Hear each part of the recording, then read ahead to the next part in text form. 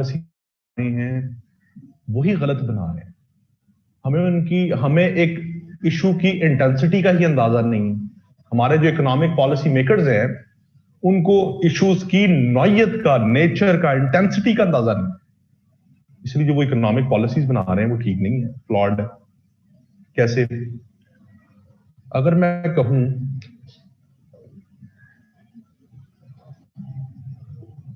कि जरा बात, ये एग्जांपल गौर से सुनिएगा, हमारा जो एग्रीकल्चर सेक्टर है ना, उसमें पाकिस्तान की 45% पॉपुलेशन जो है ना वो एम्प्लॉयड है, नौकरियां करते हैं, अपनी इनपुट देते हैं।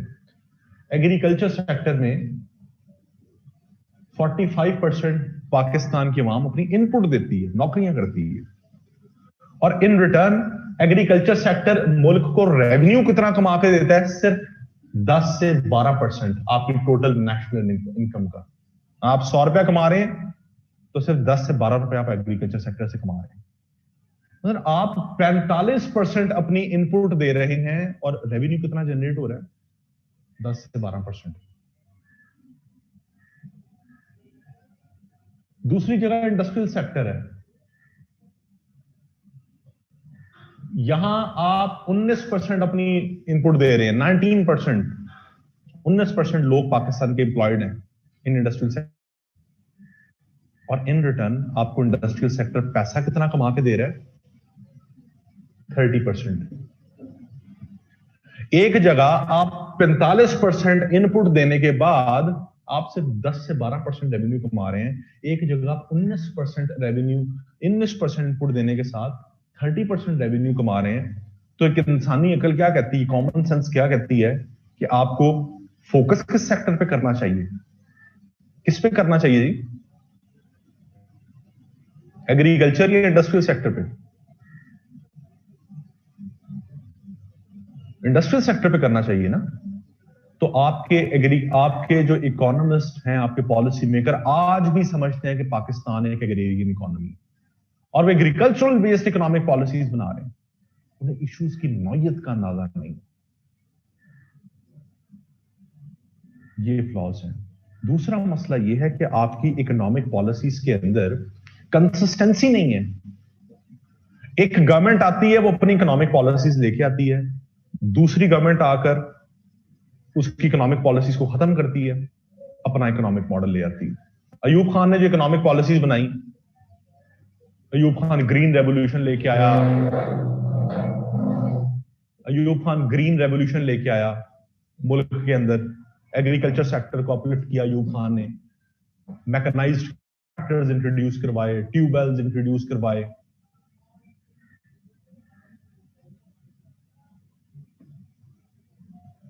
उससे मुल्क तरक्की करना शुरू हो गया। अयूब खान गया, उसके बाद भुट्टो इख्तियार में आया, भुट्टो ने सारी की सारी अयूब खान की पॉलिसीज को खत्म किया, अपना एक मॉडल ले आया नेशनलाइजेशन का। भुट्टो गया, जिया आया, जिया ने उसका मॉडल खत्म कर दिया। जिया गया, बेनजीर आई, बेनजीर अपना इकोनॉमिक मॉडल ले आई, नवाज शरीफ अपना ले आया, फिर बेनजीर अपना, फिर नवाज शरीफ अपना, फिर मुशर्रफ आया तो मुशर्रफ ने एक नया मॉडल इंट्रोड्यूस करवा दिया, कंज्यूमर क्रेडिट मॉडल, नई इकोनॉमिक पॉलिसी बना दी। वो गया, पीपल्स पार्टी आई, पीपल्स पार्टी ने कंज्यूमर क्रेडिट मॉडल को खत्म किया, अपनी इकोनॉमिक पॉलिसीज ले आई। पीपल्स पार्टी गई, नवाज शरीफ आ गया 2013 में, वो अपना मॉडल ले आया, क्रॉनी कैपिटलिज्म। नवाज शरीफ गया, इमरान खान आया, इमरान खान ने नवाज शरीफ की पॉलिसीज को खत्म किया, अपना एक मॉडल ले आया। तो क्या कर रहे हैं? आपकी कंसिस्टेंट पॉलिसी मेकिंग नहीं है, आपकी पॉलिसी मेकिंग के अंदर फ्लॉज है, कंसिस्टेंसीज नहीं है। जब आपकी पॉलिसीज कंसिस्टेंट नहीं है तो क्या हो रहा है? आप अपने सही तरह से सस्टेनेबल इकोनॉमिक ग्रोथ अचीव नहीं कर पा रहे।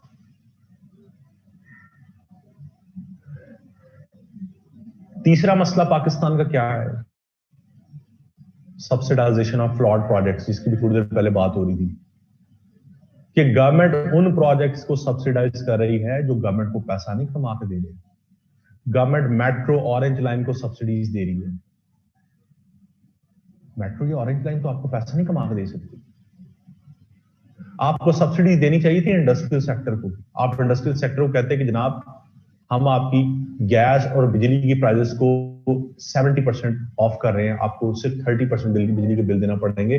70% बिजली सस्ती उनकी कर दें कि वो सस्ती चीज प्रोड्यूस करें, बाहर के मुल्कों में बेचें, मुल्क में फॉरेन एक्सचेंज रिजर्व्स आए। ये है सब्सिडाइजेशन ऑफ प्रोडक्टिव प्रोजेक्ट्स। इनको सब्सिडाइज करके कल को हुकूमत पैसा कमा सकती है।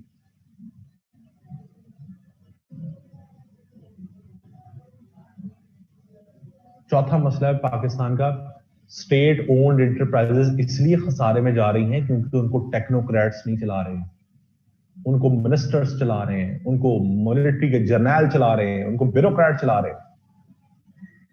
एक सीएसएस का इम्तिहान पास करके आप एक ऑर्गेनाइजेशन को तो नहीं चला सकते, उसके टेक्निकल एस्पेक्ट्स को तो नहीं पता आपको आपकी वो एक्सपर्टीज नहीं है।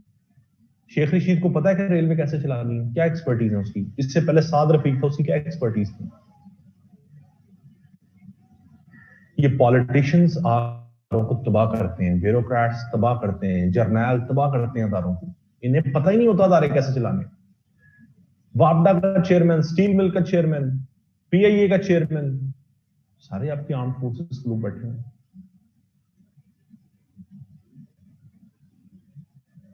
अब ये मिनिस्टर्स आके क्या करती हैं, ये पॉलिटिकल बेसिस पे रिक्रूटमेंट्स करते हैं। पीपल्स पार्टी आई, पीआईए में लेट सपोज 1000 शख्स की जो है ना वो कैपेसिटी थी। ये पीआईए अदारा 1000 या 1000 लगा लें, लेट सपोज 1000 शख्स की कैपेसिटी है इसमें, इससे ज्यादा ये अकोमोडेट नहीं कर सकती, तनख्वाहें बर्दाश्त नहीं कर सकती। पीपल्स पार्टी ने अपने जियालों को जिन्होंने वोट किया था 5000 जियाले उसमें रिक्रूट कर दिए। एक अदारे में कैपेसिटी ही 1000 लोगों को अकोमोडेट करने की है, आपने उसमें 5000 बंदा रिक्रूट कर दिया, उसको वहां से तनख्वाहें दे रहे हैं, तो उसके खसारे में जाने। ऐसे तबाह किए इंस्टीट्यूशंस आपके पॉलिटिकल, मिलिट्री और ब्यूरोक्रेटिकल लीडर ने। अभी शेख रशीद का स्कैंडल आया था अभी 1-2 महीने पहले, रेलवे में सरकारी रिक्रूटमेंट्स आई, भर्तियां आई। अब कोई पीपीएससी इम्तिहान नहीं लेगा, एनटीएस इम्तिहान नहीं लेगा, एफपीएससी इम्तिहान नहीं लेगा, कुरानदाजी होगी, पर्चियां डलेंगी, जिसका नाम निकल आया उसकी सरकारी नौकरी निकल जाएगी। ये कॉम्पिटेंस है आपकी। मकसद क्या है? अपने पॉलिटिकल जो अपने एरिया के उनको अकोमोडेट करना।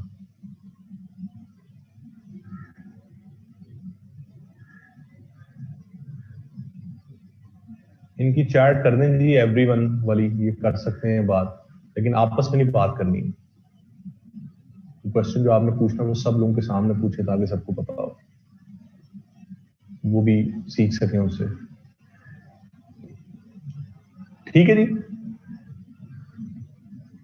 तो इस तरह से, और फिर आपकी रिसर्च एंड डेवलपमेंट का ना होना, इनोवेशन का ना होना, ये एक बहुत बड़ा फ्लॉ है जिसकी वजह से आपके मसाइल आ रहे हैं। इम्पैक्ट्स की अगर बात करें तो इम्पैक्ट्स तो बहुत जनरल होते हैं हमेशा, हर चीज के एक इशू होता है उसके बड़े जनरल इम्पैक्ट्स होते हैं। हमेशा इम्पैक्ट्स को देखते हैं socio economic, cultural, political domain से। अब आप अगर बात करें कि इकोनॉमी के इम्पैक्ट्स क्या है, अनएम्प्लॉयमेंट बढ़ रही है, पॉवर्टी बढ़ रही है, क्राइम्स बढ़ रहे हैं, करप्शन बढ़ रही है। करप्शन कॉज भी है, इम्पैक्ट भी है।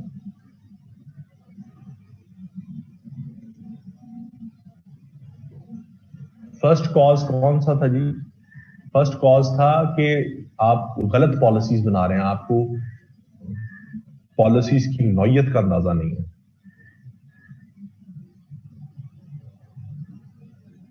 इन्फ्लेशन बढ़ रही है, ठीक है, फिर आपकी सूबों के दरमियान डिस्ट्रीब्यूशन ऑफ रिसोर्सेज फेयर नहीं है। ये सारे इम्पैक्ट्स बहुत जनरल होते हैं, ये आप कुछ भी इसमें लिख सकते हैं, इसमें ऐसा मेरे बताने वाली कोई बात नहीं है, कोई टेक्निकल बात आपको बताने वाली। आपके मुल्क में इनइक्वालिटीज बढ़ती हैं, ठीक है। अब आते हैं सॉल्यूशंस पे। हल क्या है? हल क्या है? सबसे पहला हल तो ये है कि आप एफबीआर के अंदर रिफॉर्म्स लेकर अपने टैक्सेशन सिस्टम को सबसे पहले बेहतर करें। अब आप पूछ रहे थे कि जी गवर्नमेंट ने क्या इनिशिएटिव्स लिए हैं, सवाल आया था ना जब मैं टैक्स का बता रहा था, और जब मैंने कहा था कि ये हमारी सोसाइटी का फ्लॉ है। गवर्नमेंट ने इनिशिएटिव लिया है जी, गवर्नमेंट ने कहा है कि जितने भी कारोबार हैं, लेट सपोज मेरा एक बिजनेस है, वो मेरे नाम पर रजिस्टर्ड है, मैं आगे लोगों को चीजें बेचता हूं और लोगों से चीजें पीछे से खरीदता भी हूं। मैं जब अपने सप्लायर से कोई चीज खरीदूंगा तो गवर्नमेंट कहती है कि अब ऑब्लिगेशन है बायर और सप्लायर दोनों पे कि जो इनके दरमियान ट्रांजैक्शन होगी वो आईडी कार्ड पे होगी। मैं अपने सप्लायर को फोन करता हूं कि जी मुझे 2 लाख का स्टॉक भेज दे, पहले वो भेज देता था और मैं हवाला सिस्टम के थ्रू उसे कैश भेज देता था। अब क्या होगा, गवर्नमेंट श्योर करने के लिए कि इनकी ट्रांजैक्शन बैंकिंग ट्रांजैक्शन के थ्रू हो या ऑफिशियल ट्रांजैक्शन हो, गवर्नमेंट ने कहा है कि जो एक खरीदार है और जो एक बेचने वाला है उसके दरमियान जो ट्रांजैक्शन होगी वो खरीदार के आईडी कार्ड पे होगी। लेट सपोज अगर मैंने आप में से किसी से कोई चीज खरीदनी है तो मैं अपना आईडी कार्ड उसको दूंगा, वो मुझे उसके ऊपर एक बिल बना के देगा और आईडी कार्ड, उस बिल पे मेरा आईडी कार्ड की इंफॉर्मेशन होगी। अब वो जो ट्रांजैक्शन हुई है उस आईडी कार्ड के ऊपर, उस आईडी कार्ड को लिंक कर दिया गया एफबीआर के साथ। जो ट्रांजैक्शन होगी वो एफबीआर के पास डायरेक्टली रिकॉर्ड हो जाएगा और एफबीआर उससे जो है आप पता चल जाएगा उसको कि ये कितनी ट्रांजैक्शन हुई है। इसको इंश्योर कैसे किया जाएगा? यही तो असल मसला है कि हम तो क्या काम ही कैश पे कर रहे हैं। गवर्नमेंट क्या करेगी, हर साल जो मेरा सप्लायर है जो मुझे चीज बेच रहा है उसका ऑडिट जाके करेगी कि दिखाएं जनाब आपने साल में किस किस शख्स को क्या क्या चीज बेची है। उस ऑडिट में उस शख्स ने जिस जिस को जो जो चीज बेची होगी साथ उसके आईडी कार्ड की इंफॉर्मेशन भी होगी बायर की। अगर आईडी कार्ड की इंफॉर्मेशन नहीं होगी तो उसका कारोबार सील कर दिया जाएगा सप्लायर का, और अगर होगी उसकी आईडी कार्ड की इंफॉर्मेशन तो डायरेक्ट एफबीआर उस आईडी कार्ड को डालेगी और वो यहां ये ट्रांजैक्शन हुई हुई है और क्या डेटा एफबीआर का इसका रिकॉर्ड है या नहीं। उससे गवर्नमेंट इंश्योर कर लेगी कि जी बिल्कुल ये जो पूरा रिकॉर्ड है ट्रांजैक्शंस का, ये ट्रांजैक्शंस हुई हैं, ये ऑफिशियल चैनल्स के थ्रू हुई हैं और इसका डेटा एफबीआर के ऊपर है और एफबीआर उन ट्रांजैक्शंस के ऊपर आपके ऊपर टैक्स लगा देगा और वो ट्रांजैक्शंस गवर्नमेंट की स्क्रूटनी के अंदर होंगी। ये एक बहुत अच्छा इनिशिएटिव गवर्नमेंट ने लिया था। जैसे लिया पिछले साल पूरे मुल्क में ताजर कम्युनिटी ने हड़ताल कर दी और वो सड़कों पर आ गए कि जी इमरान खान तो ये है, इमरान खान वो है, इमरान खान हमारे हक पर डाका डाल रहा है। अब आप इसमें बताएं कि इमरान खान की जगह कोई भी गवर्नमेंट आ जाए जिसको आईएमएफ ने कहा है कि आपने एक साल में 5500 बिलियन रुपीज इकट्ठा करना टैक्सेस से, तो वो क्या करेगी? वो क्या कैसे इनिशिएटिव लेगी? और इसमें क्या बुरा इनिशिएटिव है? Imran Khan undocumented informal economy को फॉर्मल इकोनॉमी बना रहा है। चीखें क्यों निकल रही हैं? चीखें इस वजह से निकल रही है कि हमें डाके डालने की आदत है, शुरू से हम चोर हैं। हम करोड़ों रुपया कमाते हैं और टैक्स हम हजारों में देते हैं, वो भी नहीं देते। अब इमरान खान इंश्योर कर रहा है इस चीज को कि जो जो ट्रांजैक्शन होगी हर ट्रांजैक्शन पर टैक्स पड़ेगा आपको। अब लोगों की चीखें निकल रही क्योंकि इनको आदत नहीं थी टैक्स देने की, अब टैक्स देना पड़ रहा है। अवाम सारी सड़कों पर थी, बरादरान हम जी कारोबार चलने देंगे, तो गवर्नमेंट को मजबूरन स्टेप बैक करना पड़ा इस इनिशिएटिव से।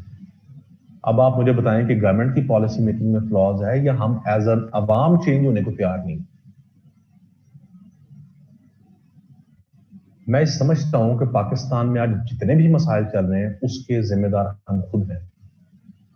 एक इंसान इंडिविजुअल लेवल पर अपने आप को चेंज करने को तैयार नहीं, हम दूसरे को चेंज करने का भी तैयार है, हम अपने आप को चेंज करने के लिए तैयार नहीं। हमारे एंड से फ्लॉज।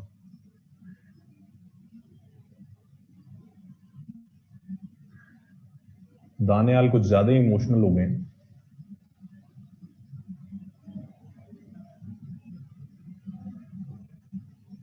ठीक है, ये मसाइल हैं हमारे कि हम खुद चेंज होने के लिए तैयार नहीं। गवर्नमेंट ने तो पॉलिसी बना दी, अब कौन रेजिस्ट कर रहा है? लोग रेजिस्ट कर रहे हैं उस पॉलिसी को। तो इसका यही हल है कि आप टैक्सेशन के निजाम को बेहतर करने के लिए आप जो है इस तरह के इनिशिएटिव लें, इससे आपकी इकोनॉमी भी फॉर्मल होगी, डॉक्यूमेंट होगी, ठीक है। और ये सारे, दूसरा ये कि के अंदर डिसेंट्रलाइजेशन का निजाम लेके आए, लोकल गवर्नमेंट सिस्टम, निचले लेवल तक पावर डिवॉल्व करें। मुशर्रफ ने यही तो किया था, लोकल गवर्नमेंट जो है उसने बना दी, निचले लेवल तक लोगों को इख्तियारात दे दिए, इलेक्ट किया लोगों को लोकल लेवल पर, और उनको कहा कि आप लोग अपने अवाम से टैक्स इकट्ठा करें। डिस्ट्रिक्ट गवर्नमेंट से, तहसील गवर्नमेंट से कहा कि आप अपनी अपने डिस्ट्रिक्ट और तहसीलों से टैक्स इकट्ठा करें। फेडरल गवर्नमेंट में इतनी कैपेसिटी नहीं है कि वो निचले लेवल तक जाकर टैक्स इकट्ठा करें। लोकल गवर्नमेंट्स को एम्पावर करें,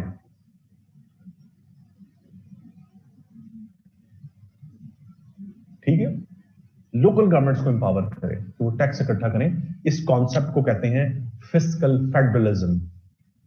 fiscal federalism,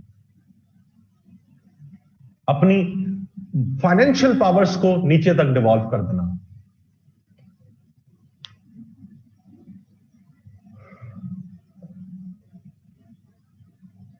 Sir, if government gets on board the army in such matters, then such matters will be easier to handle. What is your opinion?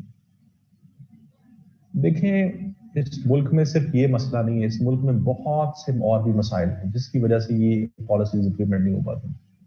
Military के भी तो अपने मसाइल है ना। आज मिलिट्री डंडे के जोर पे अवाम पे इंप्लीमेंट करवाना शुरू कर दे तो ये भी तो हो सकता है कि अवाम फ्रस्ट्रेट होकर आपके रियासती इदारों के खिलाफ खड़ी हो जाए। मिलिट्री ये भी तो नहीं चाहती कि अवाम हमारे खिलाफ। फिस्कल फेडरलिज्म, गवर्नमेंट जो है ना वो रेजिस्टेंस, ये बात सवाल ये दो तीन ही आ रहे हैं कि अगर प्रेशर ग्रुप्स होंगे, अगर ये रेजिस्टेंस चलती रहेगी तो गवर्नमेंट कैसे इनको कोप अप करेगी। गवर्नमेंट की रिट डिपेंड करता है गवर्नमेंट की गवर्नेंस से। पाकिस्तान के अंदर तो हंग पार्लियामेंट है, पाकिस्तान के अंदर कमजोर सी गवर्नमेंट है पीटीआई की, 2-3 एमएनए इधर उधर हुए तो गई गवर्नमेंट। गवर्नमेंट ने अपना सर्वाइवल भी तो करना है। गवर्नमेंट के खिलाफ एहतजाज शुरू हो जाएंगे, गवर्नमेंट के ऊपर ये जो प्रेशर ग्रुप्स प्रेशर डालेंगे, जैसे डालते हैं कि जी हम कारोबार नहीं मुल्क में चलने देंगे, इनका फायदा अपोजिशन पार्टीज उठाएंगी। और एक टाइम आएगा गवर्नमेंट के खिलाफ पूरे मुल्क में प्रोटेस्ट स्टार्ट हो जाएंगे, गवर्नमेंट के ऊपर प्रेशर आ जाएगा, गवर्नमेंट को बैकआउट करना पड़ेगा। क्यों? क्योंकि गवर्नमेंट स्ट्रांग नहीं है। यही तो बता रहा हूं कि पाकिस्तान का एक मसला नहीं है, पाकिस्तान के 10,000 मसले हैं।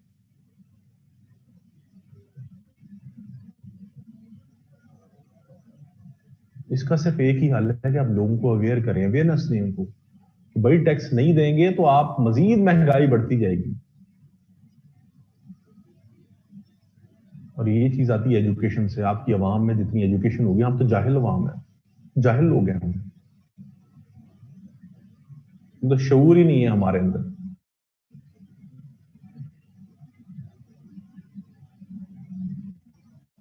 तो अगली बात यह है कि आप स्टेट ओन्ड इंटरप्राइजेस को प्राइवेटाइज कर रहे हैं। आपकी जो स्टेट ओन्ड इंटरप्राइजेस हैं उनका हल यही है कि आप उनको प्राइवेटाइज कर दें। ये जो प्राइवेटाइजेशन होती है ना स्टेट ओन्ड इंटरप्राइजेस की, ये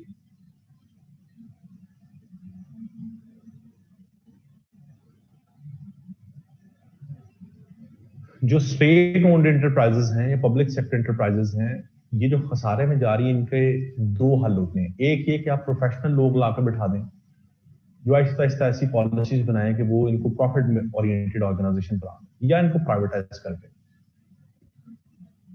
और बेहतर हल मेरी नजर में यही है कि आप प्राइवेटाइज कर दें इनको, क्योंकि अब इनके हालात इतने खराब हो चुके हैं स्टेट ओन्ड इंटरप्राइजेस के कि आप इनको प्रोफेशनल लोगों के थ्रू चलाने की कोशिश भी करेंगे तो ये नहीं चलेंगे, ये नहीं चल सकती। इसका एक ही हल है कि इनको प्राइवेटाइज कर दिया जाए। प्राइवेटाइजेशन से फायदे क्या होते हैं गवर्नमेंट को? प्राइवेटाइजेशन का सबसे बड़ा फायदा गवर्नमेंट को ये होता है, एक पब्लिक सेक्टर कंपनी को प्राइवेटाइज करने का, कि आप जैसे पीआईए 110 अरब का नुकसान कर रही है, हर साल आपको 110 अरब पीआईए पे लगाने पड़ते हैं, अपनी जेब से गवर्नमेंट को देने पड़ते हैं। वो 110 अरब गवर्नमेंट किसी प्रोडक्टिव रेवेन्यू में भी लगा सकती है।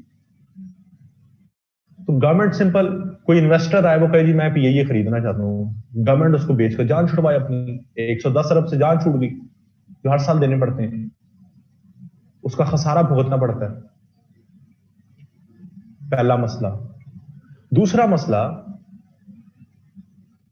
आपका ऐसे हल हो जाएगा कि वो जो गवर्नमेंट जो शख्स खरीद रहा है वो इसलिए तो नहीं खरीद रहा कि वो 110 अरब अपनी जेब से देगा, वो इसलिए खरीद रहा है कि वो इसको प्रॉफिट ओरिएंटेड ऑर्गेनाइजेशन बना देगा, उसको सही तरीके से चलाएगा, क्योंकि उसको उसमें उसका अपना इंटरेस्ट है। तो कल को जब वो उसको प्रॉफिट ओरिएंटेड ऑर्गेनाइजेशन बना देगा तो उसके ऊपर टैक्स दिया करेगा गवर्नमेंट को, गवर्नमेंट के पास रेवेन्यू आएगा। उस कंपनी में लोग कौन काम करेंगे? पाकिस्तानी लोग काम करेंगे, पाकिस्तानी लोगों को एम्प्लॉयमेंट मिलेगी, पाकिस्तानी लोग अपनी एम्प्लॉयमेंट के ऊपर टैक्स देंगे। जितनी ज्यादा एम्प्लॉयमेंट जनरेट होगी, जितने ज्यादा पाकिस्तान के लोग पैसा कमाएंगे, उतने ज्यादा आपके मुल्क में पैसे की सर्कुलेशन बढ़ेगी, जिससे आपके मुल्क में जीडीपी ग्रोथ बढ़ेगी। तो इसमें बुरी बात क्या है? बुरी बात तो कोई नहीं है।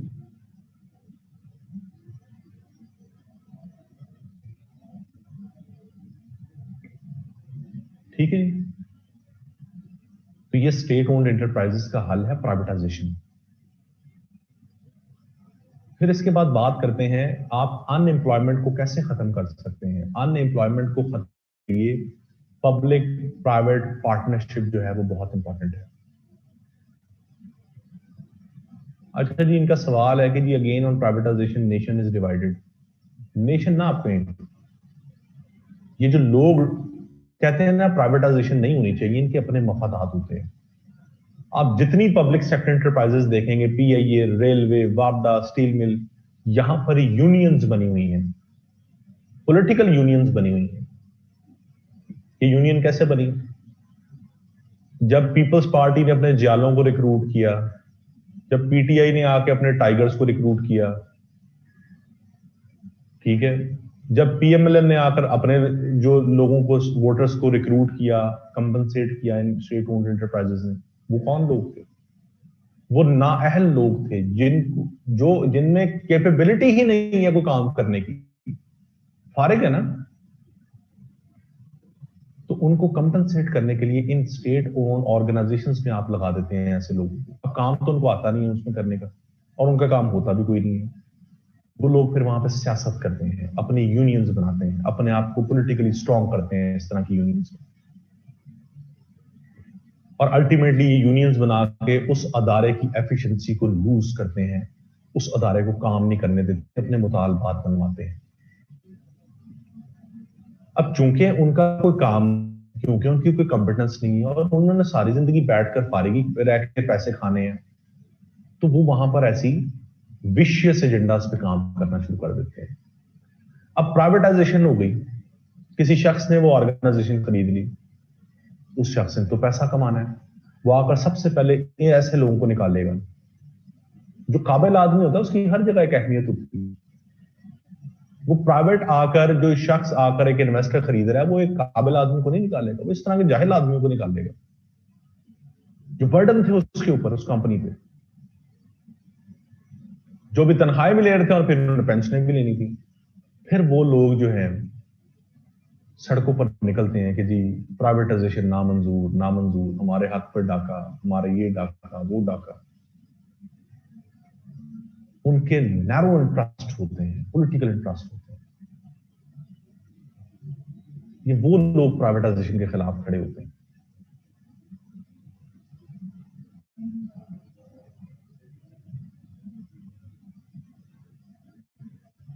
तो समझ आएगी इस चीज की।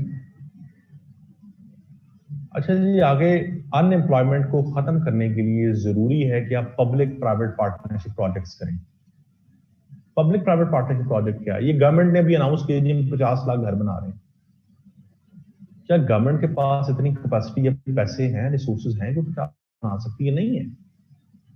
गवर्नमेंट प्राइवेट सेक्टर को कहती है कि जनाब आप हमारे मुल्क में आके इन्वेस्ट करें हाउसिंग इंडस्ट्री में, हम आपको सस्ती जमीन देते हैं, सस्ती लेबर देते हैं, सस्ता रॉ मटेरियल देते हैं, हम आपको टैक्स एग्जम्पशंस देते हैं, हम आपको हर तरह से फैसिलिटी देते हैं। जो एक घर 1 करोड़ का बना था वो आप 25 लाख में बनाए, 30 लाख में बनाए, हर चीज तो सस्ती कर दी। तो प्राइवेट सेक्टर इन्वेस्ट कर रहा है, गवर्नमेंट उसको फैसिलिटेट कर रही है विद सब्सिडीज। प्राइवेट सेक्टर आएगा, वो घर बनाएगा, 50 लाख घर भी बन जाएंगे, वो घर पाकिस्तानी लोग खरीदेंगे। प्राइवेट सेक्टर ने पैसे कमा लिए, घर भी बन गए, सस्ते लोगों को घर भी मिल गए, काम भी हो गया। अब ये जो घर बनेंगे, जो हाउसिंग इंडस्ट्री है, ये मोर देन 100 इंडस्ट्रीज इससे लिंक्ड है। आपने घर बनाना है तो आपको क्या चाहिए? आपको ईंटें चाहिए, आपको बजरी चाहिए, आपको रेत चाहिए, आपको आयरन चाहिए, सरिया जिसे कहते हैं, आपको पेंट चाहिए, आपको किचन अप्लायंसेस चाहिए, आपको आपको फर्नीचर चाहिए है, आपको एक छोटे से छोटे कील से, नट से लेकर आपको बड़ी से बड़ी चीज चाहिए। More than 100 industries are linked to the housing industry. अब आप देखें 50 लाख अगर घर बनते हैं तो कितने बड़े लेवल पर पाकिस्तान में रेवेन्यू एम्प्लॉयमेंट जनरेट हुई। एक लेवल से लेकर एक मैनेजरियल लेवल तक हर इंडस्ट्री 100 से ज्यादा इंडस्ट्रीज अपलिफ्ट हो जाएंगी। These are called public-private partnership projects.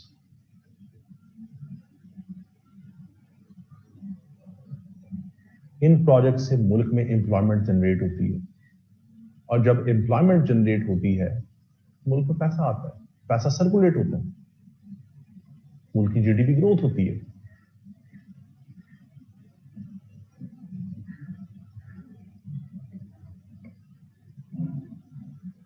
इसी तरह से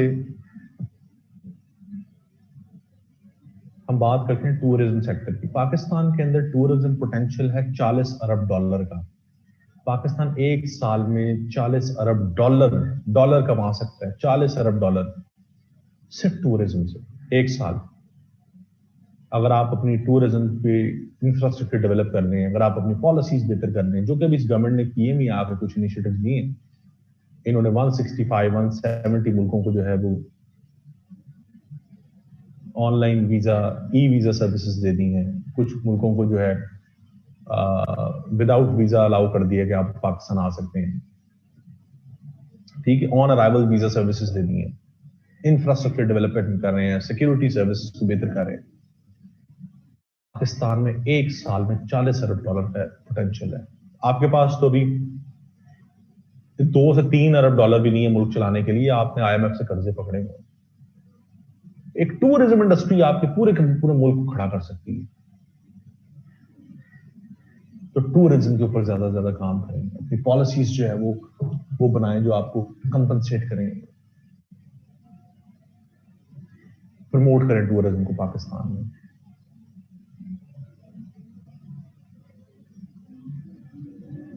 इसके साथ साथ आपके सीपैक प्रोजेक्ट्स की प्रॉपर इंप्लीमेंटेशन बहुत जरूरी है। आपने सीपैक में चाइना से मजीद आप जो है बात करें कंपनसेशंस में। आपने सेकंड फेज में बहुत सी कंपनसेशंस दी हैं। आपके ये सीपैक प्रोजेक्ट्स, और ये सिर्फ 3 प्रोजेक्ट्स थे इसमें। इंफ्रास्ट्रक्चर डेवलपमेंट थी, एनर्जी प्रोजेक्ट्स थे, और स्पेशल इकोनॉमिक जोन्स बन रहे थे।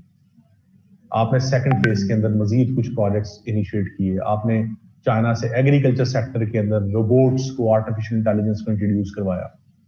चाइना अब आपको टेक्नोलॉजी दे रहा है एग्रीकल्चर सेक्टर में। आप अपने लोगों को जो अनएम्प्लॉयड हैं उनको स्किल सिखाने के लिए स्किल डेवलपमेंट प्रोग्राम शुरू कर रहे हैं।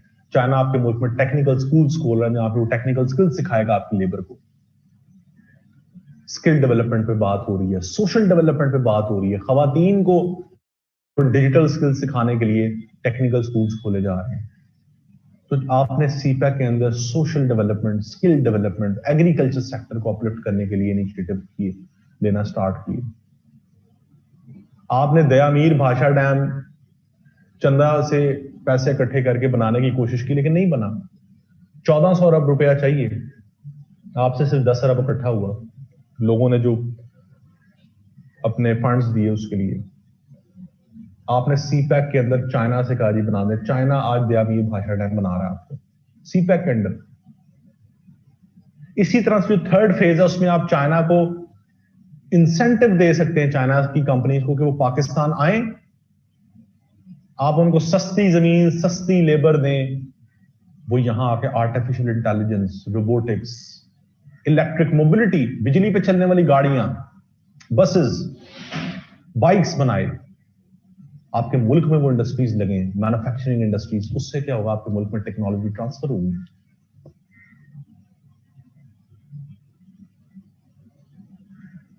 इन चीजों पे आप काम करें, ये इनिशिएटिव्स लें, ये पॉलिसी मेजर्स आप लें जिससे आप अपनी इकोनॉमी को स्टेबल कर सकते हैं। ये जी एक ओवरव्यू था। इस इकोनॉमी बहुत वास्ट टॉपिक है, जितनी हमने अभी तक बात की है इससे ज्यादा टाइम में हम और लगा सकते हैं, बहुत सी और बातें हैं, लेकिन चूंकि हमने इस टाइम फ्रेम को देखते हुए हमने एक और ऐसे भी पढ़ना है तो उसको हम यहाँ पे वाइंड अप करते हैं।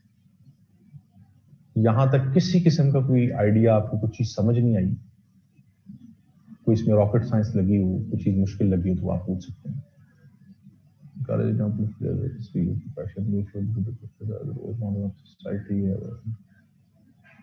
जी ठीक कर रहे हैं मोहम्मद अहमद, आप बात ठीक कर रहे हैं, आपकी जो ये आर्गुमेंट्स है ठीक है, ये पढ़े हैं मैंने।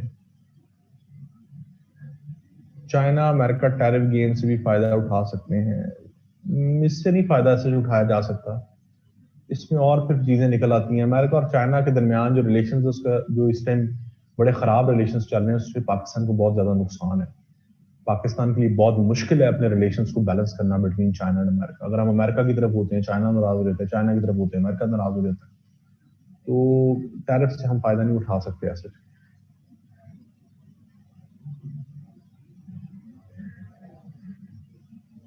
इसमें फैक्ट्स एंड फिगर्स या किसी पार्टी के अगेंस्ट हम किसी पार्टी के अगेंस्ट ना लिखें, फैक्ट्स एंड फिगर्स जरूर डालें। और महक पूछ रही है कि जी इसमें हम कैसे डिफरेंशिएट कर सकते हैं, हर कोई नहीं ये चीजें लिखेगा।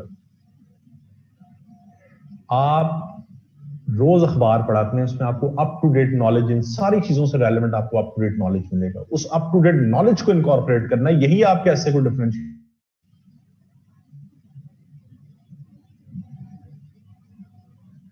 किसी पार्टी के अगेंस्ट नहीं लिखते। आई हैव हर्ड न्यूज आप भी अटेंड। जी मैं अपीयर हो रहा हूँ J21 में। What is the maximum age of attempt with relaxation? 30 years है जी, आपकी एज 30 इयर्स होनी चाहिए। लास्ट एज जो है मैक्सिमम एज 30 इयर्स है, इससे एक्सीड नहीं करनी चाहिए।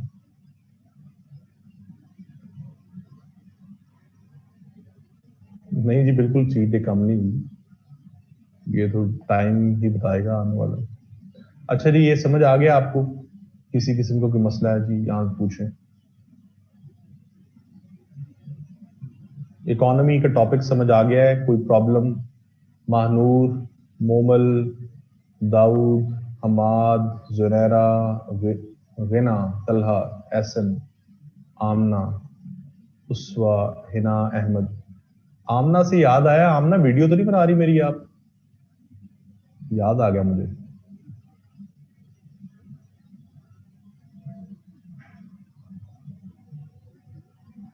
Sir, I have a question, might be irrelevant, but you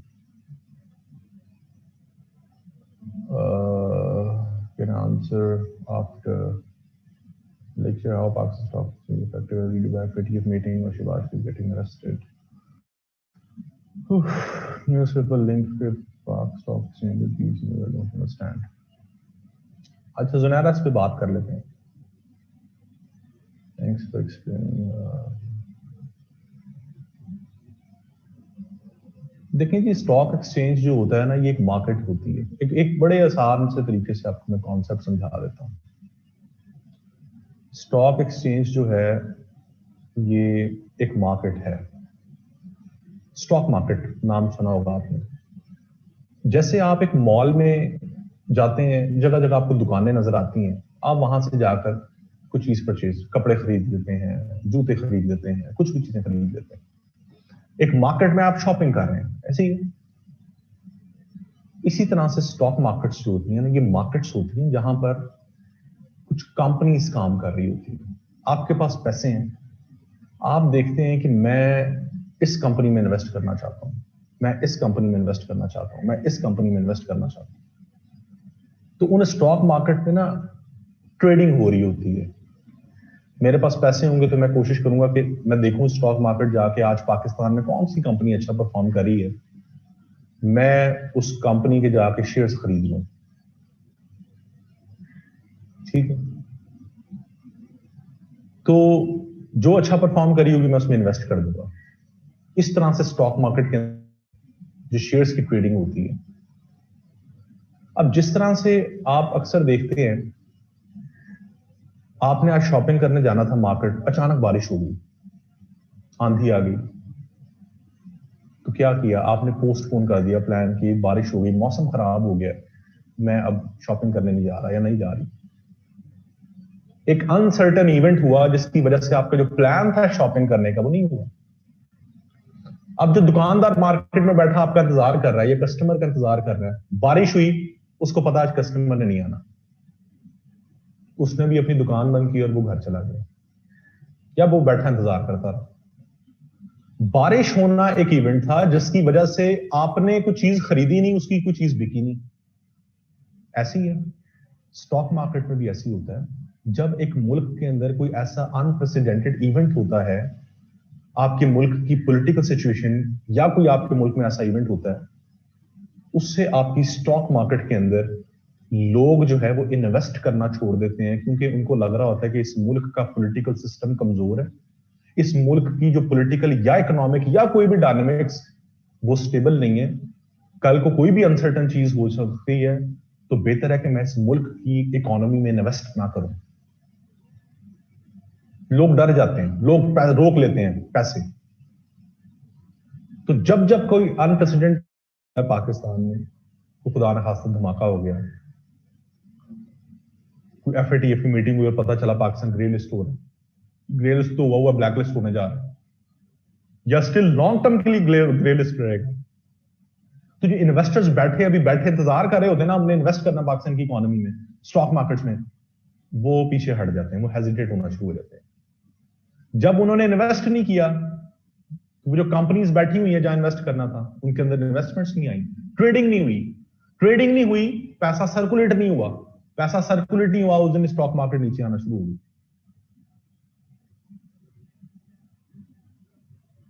बात समझ आई? जी, किसने पूछा था सवाल? कुछ समझ आई बात की? ये इस तरह से होता है कि जो कुछ इवेंट्स होने की वजह से आपके अप्स एंड डाउन होते हैं। ये जो पॉइंट सिस्टम होते हैं ना, ये इंडेक्स होते हैं, ये मैथमेटिकल स्टैटिस्टिकल टूल्स होते हैं जो मैयर कर रहे होते हैं कि स्टॉक मार्केट कितनी नीचे आई है, कितनी ऊपर गई है। ये जो नीचे ऊपर का कॉन्सेप्ट है, डेविएशन का कॉन्सेप्ट है, ये जो कॉन्सेप्ट होता है, इनको कुछ स्टैटिस्टिकल टूल्स के थ्रू इनकी एक्यूरेसी चेक की जाती है कि अगर मैं कहूं कि आज स्टॉक मार्केट गिर गई, तो कितनी गिरी, मुझे उसकी इंटेंसिटी का भी तो पता होना चाहिए। इसके लिए पॉइंट्स होते हैं, स्टैटिस्टिकल टूल्स होते हैं, जिनके थ्रू मैयर करते हैं कि आज मुल्क में कारोबार इतने कम हुए हैं, या इतने ट्रेडिंग इतनी कम हुई है, इतनी ज्यादा हुई है। उनके पीछे वो स्टैटिस्टिकल टूल्स होते हैं जिन्हें हम कहते हैं पॉइंट्स, इतने पॉइंट से स्टॉक मार्केट शूट कर गई, इतने पॉइंट से गिर गई।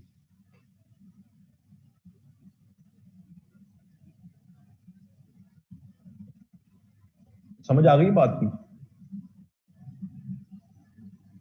हाँ जी, नेक्स्ट करते हैं जी स्टार्ट। अच्छा जी, हमारा जो नेक्स्ट टॉपिक है इसका मैं ओवरव्यू दे देता हूं, इसके लिए मैं आपको सोर्सेज भी बता देता हूं। नेक्स्ट टॉपिक है डिजिटाइजेशन। डिजिटाइजेशन, ठीक है। 2020 में एक टॉपिक आया, उसी को डिस्कस कर लेते हैं। Is Pakistan ready for digital revolution? इसी तरह का ऐसे जरूर आएगा दोबारा। डिजिटल टेक्नोलॉजी पे साल बहुत ज्यादा काम हुआ है पाकिस्तान, इसका सोर्स है पाकिस्तान की डिजिटल पॉलिसी 2019-20। ये लाजमी पढ़ें, जरूर आएगा ये क्वेश्चन, लाजमी इस पे जरूर आएगा। पाकिस्तान की डिजिटल पॉलिसी 2019-20 आप लोगों ने जरूर पढ़नी है।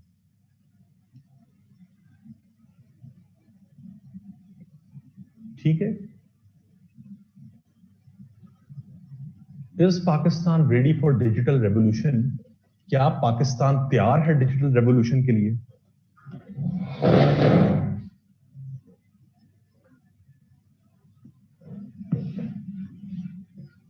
ये मैं जरा पहले मेन आइडिया और अलाइड आइडियाज को डिस्कस करते हैं। Is Pakistan ready for digital revolution? आप लोग क्या समझते हैं, पाकिस्तान रेडी है डिजिटल रेवोल्यूशन के लिए या नहीं रेडी?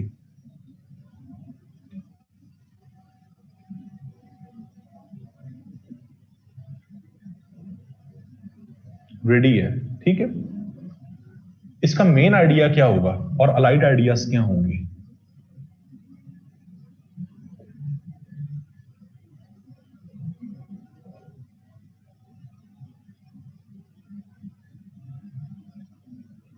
क्या होंगे जी अलाइड और मेन आइडियाज क्या होंगे इसके?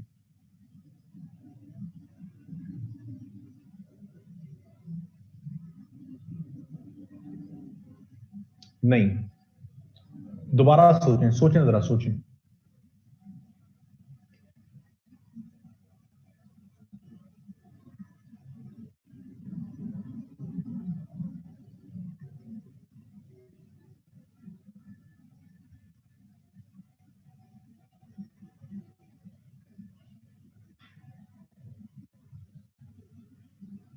आपका मेन आइडिया होगा, आप बताएंगे कि पाकिस्तान कैसे रेडी है। जब आप बात करेंगे जी रेडी है, तो आप ये नहीं बताएंगे कि how is Pakistan ready for digital revolution, how, कौन से फैक्टर्स हैं जो पाकिस्तान को लीड कर रहे हैं टुवर्ड्स डिजिटाइजेशन, जो बता रहे हैं कि पाकिस्तान रेडी है, ठीक है ना?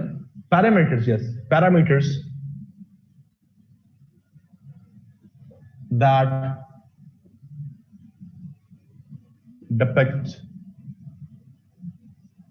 पाकिस्तान is ready for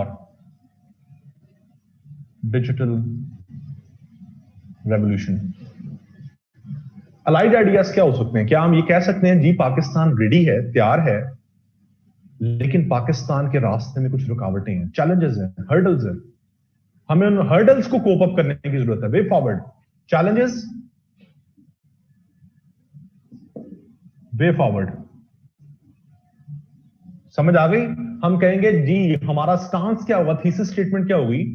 वो ये होगी जी पाकिस्तान, इसमें कोई शक नहीं, बिल्कुल पाकिस्तान डिजिटल रेवोल्यूशन के लिए तैयार है, लेकिन इसके रास्ते में कुछ रुकावटें हैं जिनको दूर करने की जरूरत है।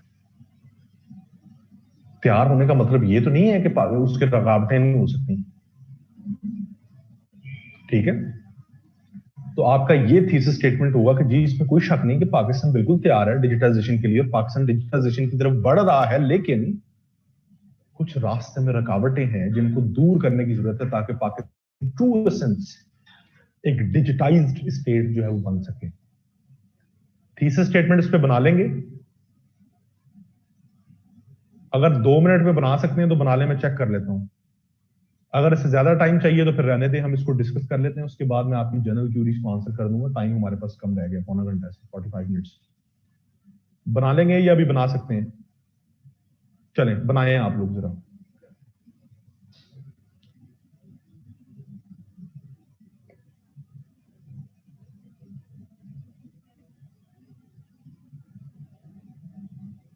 बनाए जी थीसिस स्टेटमेंट, 2 मिनट लेने से ज्यादा नहीं टाइम है हमारे पास।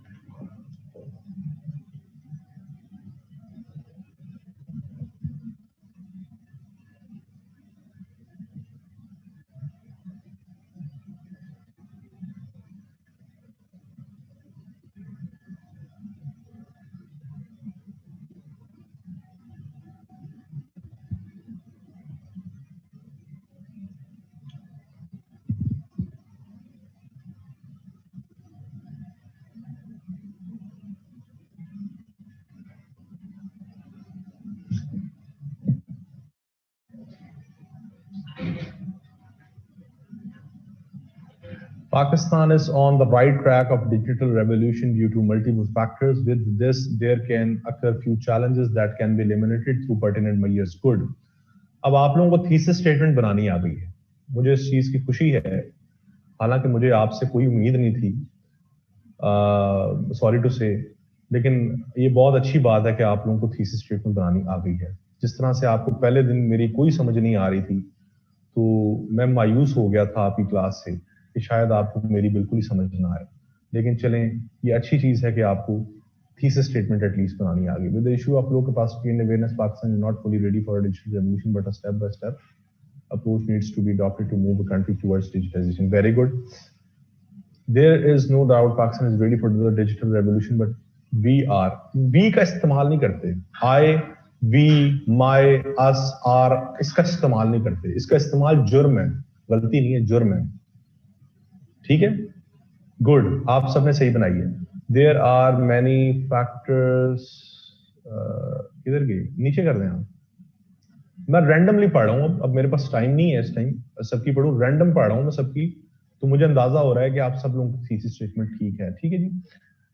There are many factors leading the way to the globalization होगा, फॉर द नहीं होगा, but there are some obstacles. ठीक है. I have a question ji. स्पोक मी खटक. स्पोक माई खटक. सॉरी अगर मैं आपका मिस स्पेल कर रहा हूँ ना. तो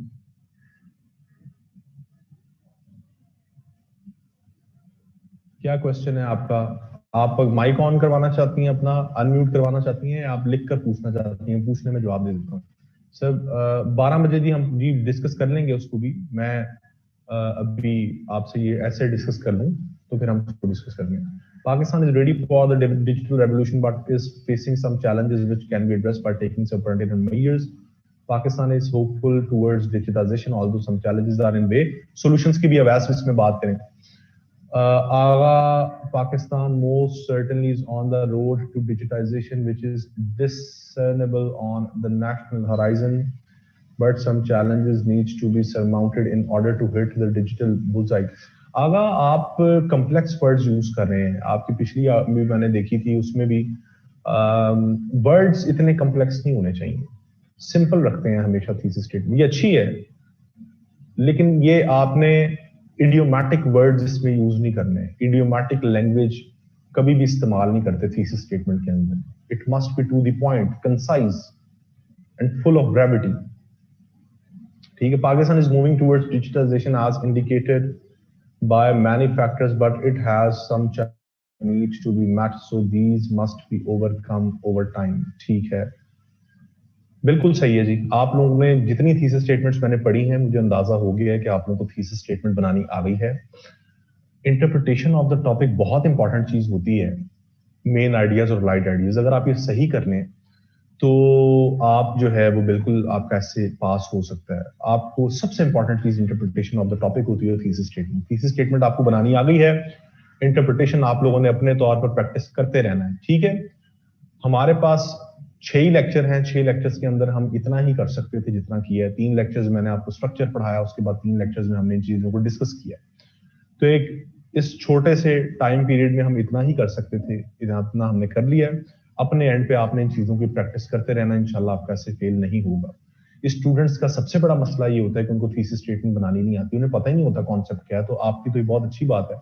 मुझे इस चीज की लिटरली खुशी है कि आप सब लोग सही बना रहे हैं थीसिस स्टेटमेंट. आपको कोई इश्यूज नहीं है.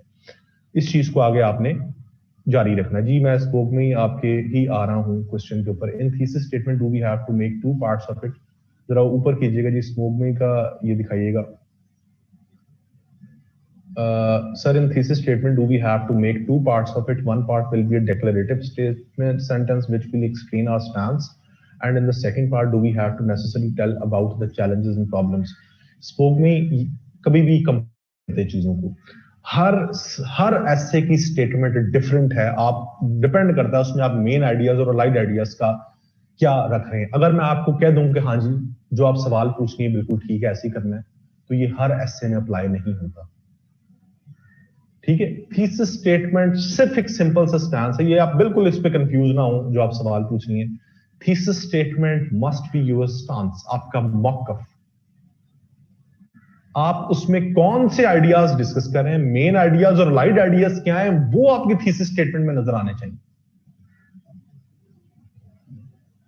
जस्ट आपने सिंपल स्टांस लेना कि मेरा इस टॉपिक के ऊपर ये स्टांस है. उसमें 2 पार्ट्स में डिक्लेरेटिव स्टेटमेंट, चैलेंजेस को, इसमें इतना कंफ्यूज होने वाली कौन सी बात है? बात समझ आ गई? बिल्कुल इसमें आपने क्लियर रहना है. इसमें कोई परेशान होने वाली बात नहीं है.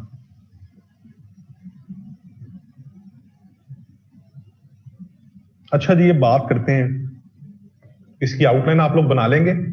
सबसे पहले इंट्रोडक्शन, उसके बाद आप बताएंगे कि पाकिस्तान कैसे, वो कौन से फैक्टर्स हैं जो पाकिस्तान को तैयार कर रहे हैं डिजिटाइजेशन के लिए, फिर उसके चैलेंजेस, फिर उसके सॉल्यूशंस.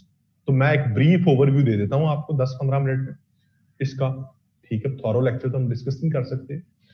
पाकिस्तान की डिजिटल पॉलिसी आप पढ़ लेंगे तो सारी बातें उसमें लिखी हैं जो मैं आपको कह रहा हूं। सबसे पहले जी हम बात अगर करें कि पाकिस्तान कैसे तैयार है डिजिटल रेवोल्यूशन के लिए, वो कौन सी डेवलपमेंट्स है जिनको हम देखते हुए कह रहे हैं जी पाकिस्तान बिल्कुल तैयार है।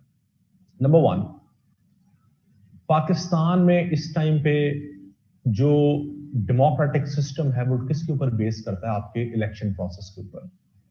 आप सबसे पहले अपने डेमोक्रेसी को फ्लरिश करने के लिए आप अपने इलेक्टोरल सिस्टम के अंदर रिफॉर्म्स लेके आ रहे हैं। नंबर 1, आप इलेक्ट्रॉनिक वोटिंग का जो है वो कॉन्सेप्ट लेके आ रहे हैं। इसके ऊपर बात हो रही है और इसके ऊपर कानून साजी होने जा रही है कि इलेक्ट्रॉनिक वोटिंग हो, आप अपने थंब इंप्रेशन से वोट करें, और डिजिटल वोटिंग का कॉन्सेप्ट आ रहा है। इससे क्या होगा, जो धांधली वाला जो शोर शराबा होता है हर दफा का, वो खत्म हो जाएगा। दूसरा ये कि आपने 2018 के अंदर भी एक एप्लीकेशन जो है वो लॉन्च की, जिसका मकसद था कि जो आपकी कॉन्स्टिट्यूएंसीज में वोटिंग हो रही थी और वो वोट काउंट्स हो रहे थे, जो प्रिजाइडिंग ऑफिसर काउंट कर रहे थे, उनको आपने एप्लीकेशन दे दी मोबाइल पे कि वो वोट काउंट करके फौरन से पहले उस एप्लीकेशन पे अपलोड करें रिजल्ट, ताकि वो एप्लीकेशन इलेक्शन कमीशन है उसके हेड ऑफिस में पहुंचता जाए और इलेक्शन कमीशन विदाउट एनी डिस्ट्रॉक्शन अपने रिजल्ट अनाउंस करता जाए। उस इलेक्शन प्रोसेस को बेहतर करने के लिए आपने एक डिजिटल एप्लीकेशन इंट्रोड्यूस करवाई थी 2018 के इलेक्शन में। वोटिंग जो वोट काउंट्स है उसके अमल को एफिशिएंट बनाने के लिए, ये भी एक अच्छा एक इनिशिएटिव था towards reforming your electoral system and that will ultimately flourish your democracy. तो पहली चीज ये। दूसरी चीज ये कि आप अपने जुडिशियल सिस्टम को बेहतर करने के लिए, स्पीडी जस्टिस को इंश्योर करने के लिए आपने भी रिसेंटली ई कोर्ट्स, इलेक्ट्रॉनिक कोर्ट्स का सिस्टम जो है वो इंट्रोड्यूस करवाया है। इलेक्ट्रॉनिक कोर्ट्स, अब आपके सुप्रीम कोर्ट के जजेस सुप्रीम कोर्ट में बैठकर जो बाकी सूबे हैं उनके cases electronically through video links सुन उनके वो केसेस सुनकर फैसले कर सकते हैं। पहले क्या होता है, अभी भी क्या होता है, आपके सुप्रीम कोर्ट के पूरे बेंच को पंजाब में लाहौर आना पड़ता है, कराची जाना पड़ता है, कोयटा जाना पड़ता है, पेशावर जाना पड़ता है उन सूबों के जो वहां के केसेस सुनने के लिए। आप कहते हैं ना जी, आज चीफ जस्टिस साहब लाहौर रजिस्ट्री में आए थे, आज चीफ जस्टिस साहब पेशावर रजिस्ट्री गए, आज चीफ जस्टिस साहब कोयटा रजिस्ट्री गए। रजिस्ट्री मींस सब branches of the supreme court, वो हर प्रोविंशियल कैपिटल के अंदर है। तो इसलिए हर सूबे के केसेस सुनने के लिए जो सुप्रीम कोर्ट है वो उनके सूबों में पूरा बेंच को मूव करना पड़ता है। वो हर महीने जाते हैं, चारों सूबों में जाते हैं, वहां जाकर उनके केसेस सुनते हैं, फिर आप वापस आगे इस्लामाबाद आते हैं। इससे क्या है, आपका जस्टिस सिस्टम आहिस्ता आहिस्ता उसमें फ्लॉज है। आपने क्या किया, उसको इलेक्ट्रॉनिक जस्टिस सिस्टम, आपने ई कोर्ट्स का सिस्टम मुतारिफ करवा दिया। भी रिसेंटली जस्टिस खोसा ही करके गए। तो समझ आ गई पहले दो पॉइंट्स। आप अपने गवर्निंग सिस्टम को बेहतर करने के लिए बहुत से इनिशिएटिव लिए। नंबर 1, पहला इनिशिएटिव आपने लिया पाकिस्तान सिटीजन पोर्टल के नाम से आपने एक एप्लीकेशन बनाई है, जहां पर लोग अपने कंसर्न्स गवर्नमेंट तक, शिकायतें, कंप्लेंट्स जो है वो पहुंचा सकते हैं। गवर्नमेंट उनको रिस्पॉन्ड करती है। ये पर्सनली मैंने खुद इसको इस्तेमाल किया हुआ, पर्सनली मैंने पाकिस्तान सिटीजन पोर्टल को इस्तेमाल किया। हम एक दफा खाना खाने गए दोस्त वगैरह, लाहौर में एक रेस्टोरेंट है लाल किला, ये एक वेल रेप्यूटेड रेस्टोरेंट है। ये टैक्स चोरी कर रहा था, इतना बड़ा रेस्टोरेंट टैक्स चोरी कर रहा था। हमें कैसे पता चला, मेरा एक दोस्त है मेरे साथ, चार्टर्ड अकाउंटेंट है वो, हम खाना खा रहे थे, हमें बिल आया, तो बिल के अंदर जो टैक्स था वो डाला हुआ था। मेरे दोस्त ने चेक करने के लिए देखा, उसने मैनेजर को बुलाया, उसने कहा कि आप मुझे अपना PNTN नंबर दें जिससे मुझे पता चल सके कि आप टैक्स पे करते हैं। आप हमसे तो टैक्स ले रहे हैं, आगे आप गवर्नमेंट को टैक्स दे रहे हैं नहीं, ये मैंने चेक करना है, आप जरा PNTN नंबर दिखाएं। उसने कहा सर ये हमारा NTN नंबर ले लें। मेरे दोस्त ने उसे कहा कि NTN नंबर होने का कतन मतलब ये नहीं है कि आप टैक्स पेयर हैं, आप मुझे PNTN नंबर अपना दिखाएं। तो उसके रंग उड़ गए। तो उसने कहा सर आप टैक्स ना दें, कोई बात नहीं, हम आपको टैक्स एग्जाम कर दें। हमने कहा नहीं, हम टैक्स देंगे, हम क्यों नहीं टैक्स देंगे, आप बताएंगे आप आगे टैक्स दे रहे हैं नहीं। तो टैक्स चोरी कर रहे थे। हमने उस बिल की जो है वो पिक्चर ली और बिल की पिक्चर लेके पाकिस्तान सिटीजन पोर्टल पे हमने अपलोड कर दी और बता दिए कि जी ये ऐसे ऐसे टैक्स चोरी कर रहे हैं। विद मेरा ख्याल 24 आवर्स या 48 आवर्स हमें पाकिस्तान सिटीजन पोर्टल की तरफ से कॉल आई। उन्होंने हमें कहा कि जी आपका बहुत शुक्रिया, आपने हमें ये भेजी है हमने पंजाब रेवेन्यू अथॉरिटी को ये भेज दिया आपकी कंप्लेंट। पंजाब रेवेन्यू अथॉरिटी जो है इसके ऊपर कार्रवाई करेगी। एक हफ्ते बाद हमें पंजाब रेवेन्यू अथॉरिटी का फोन आया। उन्होंने कहा जी कि आपकी हमें कंप्लेंट मौसूल हुई है और आपकी कंप्लेंट बिल्कुल ठीक है, हमने देखा है कि यहाँ पर टैक्स चोरी हो रहा है, हम इनके खिलाफ कार्रवाई करेंगे और आपकी बड़ी मेहरबानी।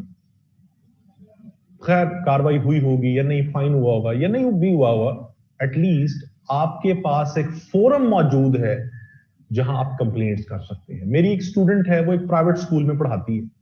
मुझे एक दिन उस बेचारी का फोन आया, बड़ी परेशान थी कोरोना के दिनों में। वो कहती कि सर मुझे कोई बताएं सोल्यूशन, ये कि मैं क्या करूं, ये लोग जो है यहाँ पे तनख्वाह नहीं दे रहे और मैं छोड़ नहीं सकती अपनी ये जॉब। मेरी तनख्वाह के ऊपर जो मेरी मैं अपना घर चलाती हूँ, तो मुझे तो ये सैलरी नहीं दे रहे, 2 महीनों से सैलरी रोकी हुई स्कूल वालों ने। मैंने उससे यही कहा कि तुम पाकिस्तान सिटीजन पोर्टल के ऊपर करो। उसने पाकिस्तान सिटीजन पोर्टल पे किया और विद इन 48 आवर्स जो है उसको रिस्पॉन्ड किया पाकिस्तान सिटीजन पोर्टल ने। और जो कंसर्न डिस्ट्रिक्ट लेवल पर जो ईडीओ होता है उसको कहा गया कि आप इसको कंसर्न करें, एड्रेस करें। ईडीओ की कॉल आई पर्सनली उस स्टूडेंट को, मेरी स्टूडेंट जो पढ़ाती थी, वो ईडीओ ने अपनी टीम भेजी और उसने उस स्कूल को सील कर दिया। ये मैं आपको एक रियलिटी बता रहा हूँ, सुनी सुनाई बात नहीं बता रहा, ठीक है। तो ये एक सिटीजन पोर्टल जहां आपके कंसर्न्स एड्रेस हो रहे हैं, एक इतना अच्छा फोरम आपको दे दिया कि आपके कंसर्न्स वहां पर एड्रेस हो रहे हैं। अच्छा, ये कह रहे हैं जी सिटीजन पोर्टल जो है ना सारी डोमेन्स में काम नहीं करता है। बिल्कुल ठीक है, सिटीजन पोर्टल्स पे बहुत से लैप्सेस भी हैं। बहुत से मेरे ऐसे दोस्त लोग कहते हैं यार ये टाइम पे रिस्पॉन्ड नहीं करते, ये मसला हल नहीं होता। देखें, एक चीज आपने, टॉपिक क्या है, क्या पाकिस्तान तैयार है? वो ये नहीं पूछ रहा कि क्या पाकिस्तान पूरी तरह से डिजिटाइज हो चुका है। तैयार होने का मतलब है कि कुछ लैप्सेस भी तो हो सकते हैं। एटलीस्ट आपने इनिशिएटिव तो लिया है, इसमें लैप्सेस आहिस्ता आहिस्ता खत्म हो जाएंगे या कम हो जाएंगे। अगर आप इनिशिएटिव भी ना लेते तो फिर तो ये मसाइल हल नहीं हो सकते थे। एटलीस्ट आपने इनिशिएटिव तो लिया है ना, लैप्सेस आपने आहिस्ता आहिस्ता आप इसको कोप अप कर सकते हैं। एक चीज जो आप पहली दफा करते हैं, आप कभी भी उसमें परफेक्शन अचीव नहीं कर सकते, ठीक है।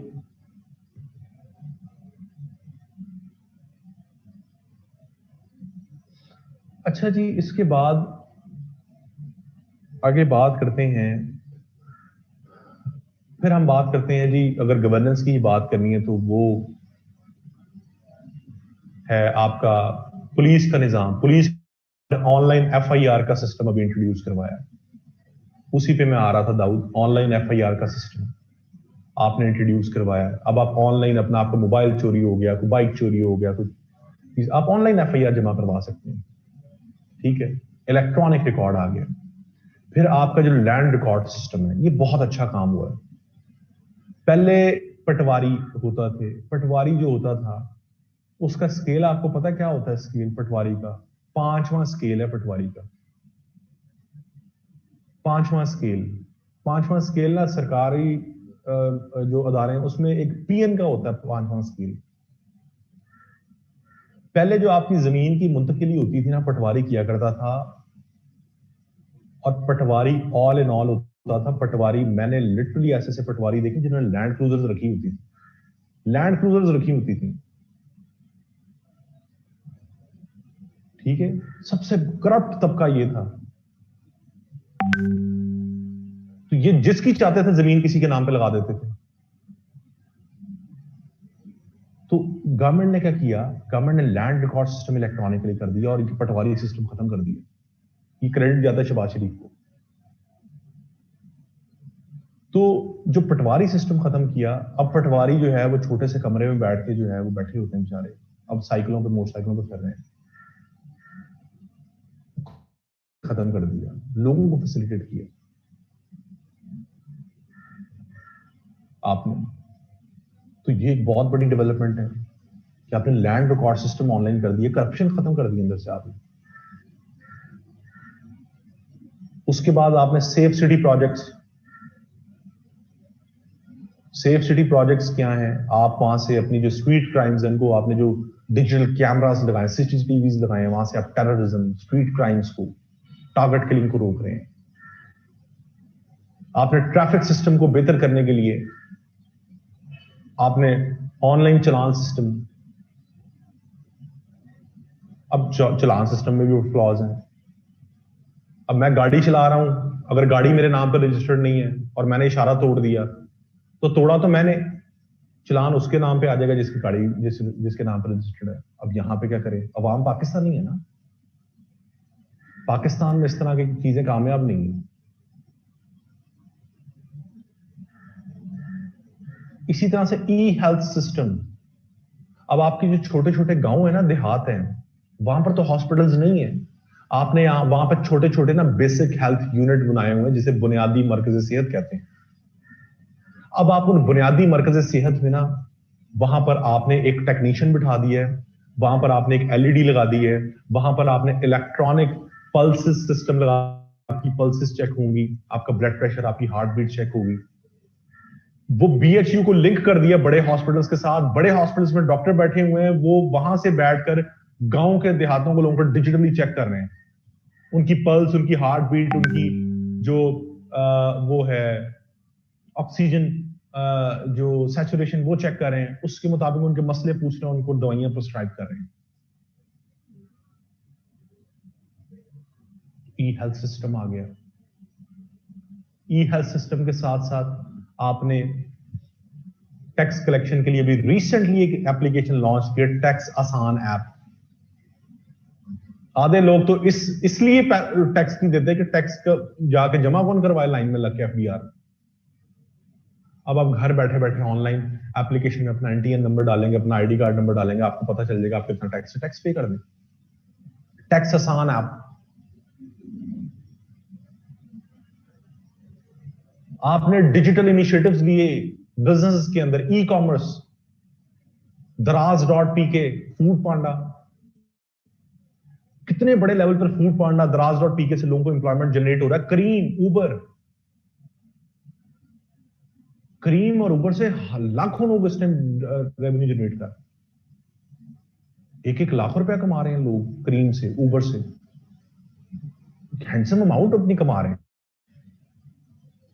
जमीन.com, बिल्कुल ऑनलाइन आप प्रॉपर्टी परचेज कर सकते हैं।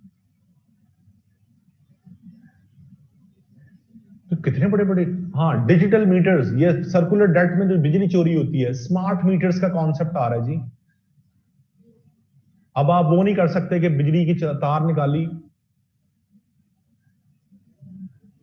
हमारे घर के सामने ना एक फैमिली रहती है, मेरी मदर का परसों मुझे फोन आया, वो मुझे बता रही थी, उस फैमिली ने क्या किया, वो कुछ 2 महीने से ना बिजली चोरी कर रहे थे। उन्होंने तारे निकाल के कुछ डायरेक्ट वो किया हुआ था वापडा से। ज्वाइंट फैमिली है, तो हमारे घर के 2-3 घर छोड़कर, वो ज्वाइंट फैमिली की खवातीन की आपस में लड़ाई हुई, एक खातून घर से निकली, उन्होंने जाकर वापडा के एसडीओ को शिकायत लगा दी कि जी हमारे घर में बिजली चोरी हो रही है। वो अपने घर की शिकायत लगाएं। वो एसडीओ आया, उसने आकर 1.5 लाख रुपया उनको चलान किया और 7 एफआईआर काट दी उसके ऊपर। इसे कहते हैं अपने फौजी मारना। वो लड़ाई अपनी हुई, जाके वो एसडीओ को शिकायत लगाई, भाई आप मसला को सॉल्व करें, अगर आप बिजली चोरी कर ही रहे, अपनी शिकायतें लगाई जा रही। वो मीटर भी काट दिया उनका, और वो 1.5 लाख रुपए का उनको वो कर दिया। तो अब आप चोरी नहीं कर सकते। अब आप क्या, स्मार्ट मीटर्स अब गवर्नमेंट लगाने जा रही, डिजिटल मीटर्स। अब उसमें से आप ये नहीं कर सकते कि आपने मीटर से तार निकाली डायरेक्ट कर दी, वापडा की तारों से जोड़ दी, अब ये नहीं हो सकता।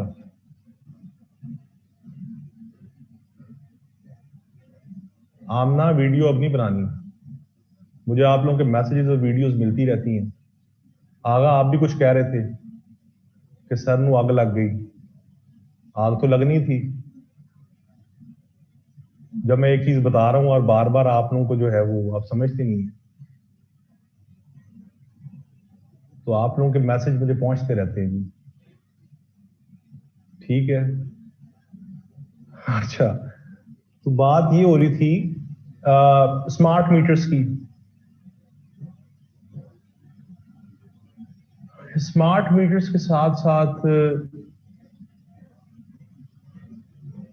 स्मार्ट मीटर्स के साथ साथ जो आगे कॉन्सेप्ट आता है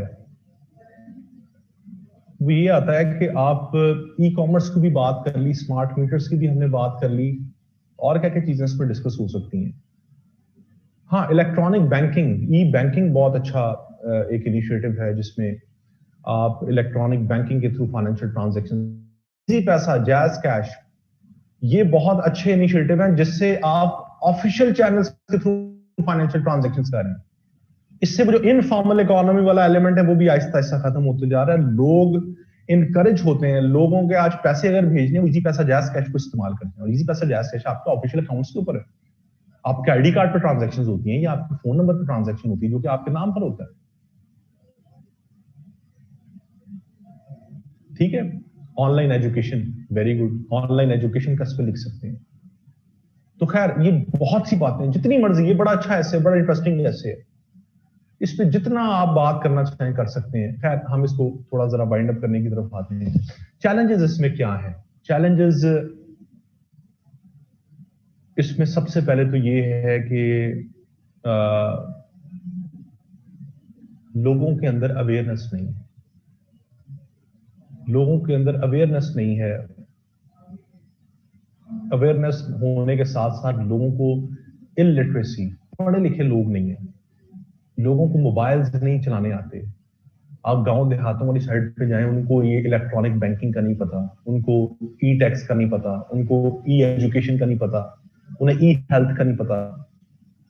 तो असल में तो आप ये इलेक्ट्रॉनिक जो डिजिटाइज कर रहे हैं अपने आप को, ये तो लोगों को फैसिलिटेट करने के लिए कर रहे हैं ना। तो लोग इलिटरेसी होने की वजह से पता ही नहीं है। इलिटरेसी होने के साथ साथ लोगों को इंटरनेट अवेलेबिलिटी नहीं है, फैसिलिटी नहीं है। पूरे पाकिस्तान में आप देखें, हर जगह तो इंटरनेट नहीं आता। डिजिटाइजेशन का तो काम ही इंटरनेट से रेलेवेंट है। आपके मुल्क में इंटरनेट का जो सारा है सिलसिला, तो पाकिस्तान में नहीं है। ये कि शदीहा कह रही थी लोगों को टिकटॉक का तो पता है। हमारी आवाम की प्रायोरिटीज ये है ना, हमें टिकटॉक का पता है लेकिन हमें इस तरह की प्रोडक्टिव चीजों का नहीं पता। तो अच्छा हुआ ना, टिकटॉक बैन भी तो कर दी है।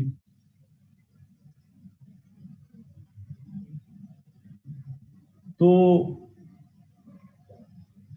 फिर ये है कि लोग अफोर्ड नहीं कर सकते मोबाइल फोन लेना, गुर्बत इतनी है ना, लैपटॉप्स लेना हर कोई अफोर्ड तो नहीं कर सकता। इवन लोग तो इंटरनेट भी अफोर्ड नहीं कर सकते, 4G वगैरह। अगर आपको कहा जाए कि एक 2000 का या 3000 का पैकेज कर लें या 1000 का पैकेज कर लें, लोग तो नहीं अफोर्ड कर सकते। ठीक है, अफोर्डेबिलिटी का मसला है। फिर आपके मुल्क में रिसर्च एंड डेवलपमेंट नहीं है, आप खुद भी तो ये चीजें प्रोड्यूस नहीं कर सकते।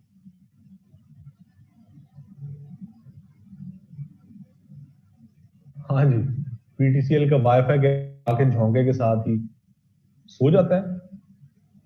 हाँ, यही मसले हैं, इंटरनेट फैसिलिटी डिस्टॉर्टेड है ना। इसके बाद साइबर क्राइम्स, सबसे बड़ा मसला। आपके पास तो साइबर सिक्योरिटी नेटवर्क इतना स्ट्रांग नहीं है, तो साइबर क्राइम्स हो रहे हैं। ठीक है, ये मसाइल हैं, आपको जो चैलेंजेस हैं, आपको जो सही इन ट्रू एसेंस डिजिटाइज होने नहीं देते। Corruption in safe city project, safe city projects में तो सबसे ज्यादा मसाइल ये हैं कि उसमें आप जा रहे हो और आपका चलान हो जाए, वो कैमरे में आ जाती है तस्वीर। एक मेरा दोस्त था, उसके साथ उसकी फ्रेंड जा रही थी, हालांकि वो बेचारी, वो फ्रेंड थी उसकी, गाड़ी में बेचारे जा रहे थे कहीं पे, उसने वो सिग्नल तोड़ दिया, चलान हो गया, घर उसके चलान पहुंच गया। उसकी अम्मी ने जैसे ही लेटर निकाला, सामने खातून बैठी और वो मेरा दोस्त बैठा हुआ है। मैं कहा, बेटा ये कौन है? उसकी अम्मा ने पहले, इससे पहले कि वो खराब होता, उसकी पहले शादी कर दी। तो बेटा तुम्हारी उम्र हो गई शादी की, तुम शादी कर लो। अब वो बेचारा उस चलान की वजह से वो शादी के बंधन में जो है बेचारा फंस चुका है। वो सेफ सिटी प्रोजेक्ट की वजह से भी ऐसे भी मामला हो जाते हैं। ठीक है, तो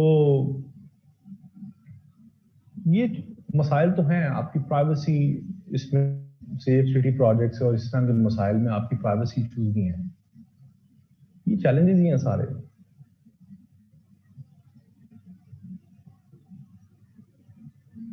ठीक है, अच्छा जी, आगे बात करते हैं एंड पे सॉल्यूशंस क्या है। सॉल्यूशंस इसके ये हैं कि सबसे पहले तो आप अपने मुल्क के अंदर डिजिटल इंफ्रास्ट्रक्चर जो है वो आप अपना स्ट्रॉन्ग करें।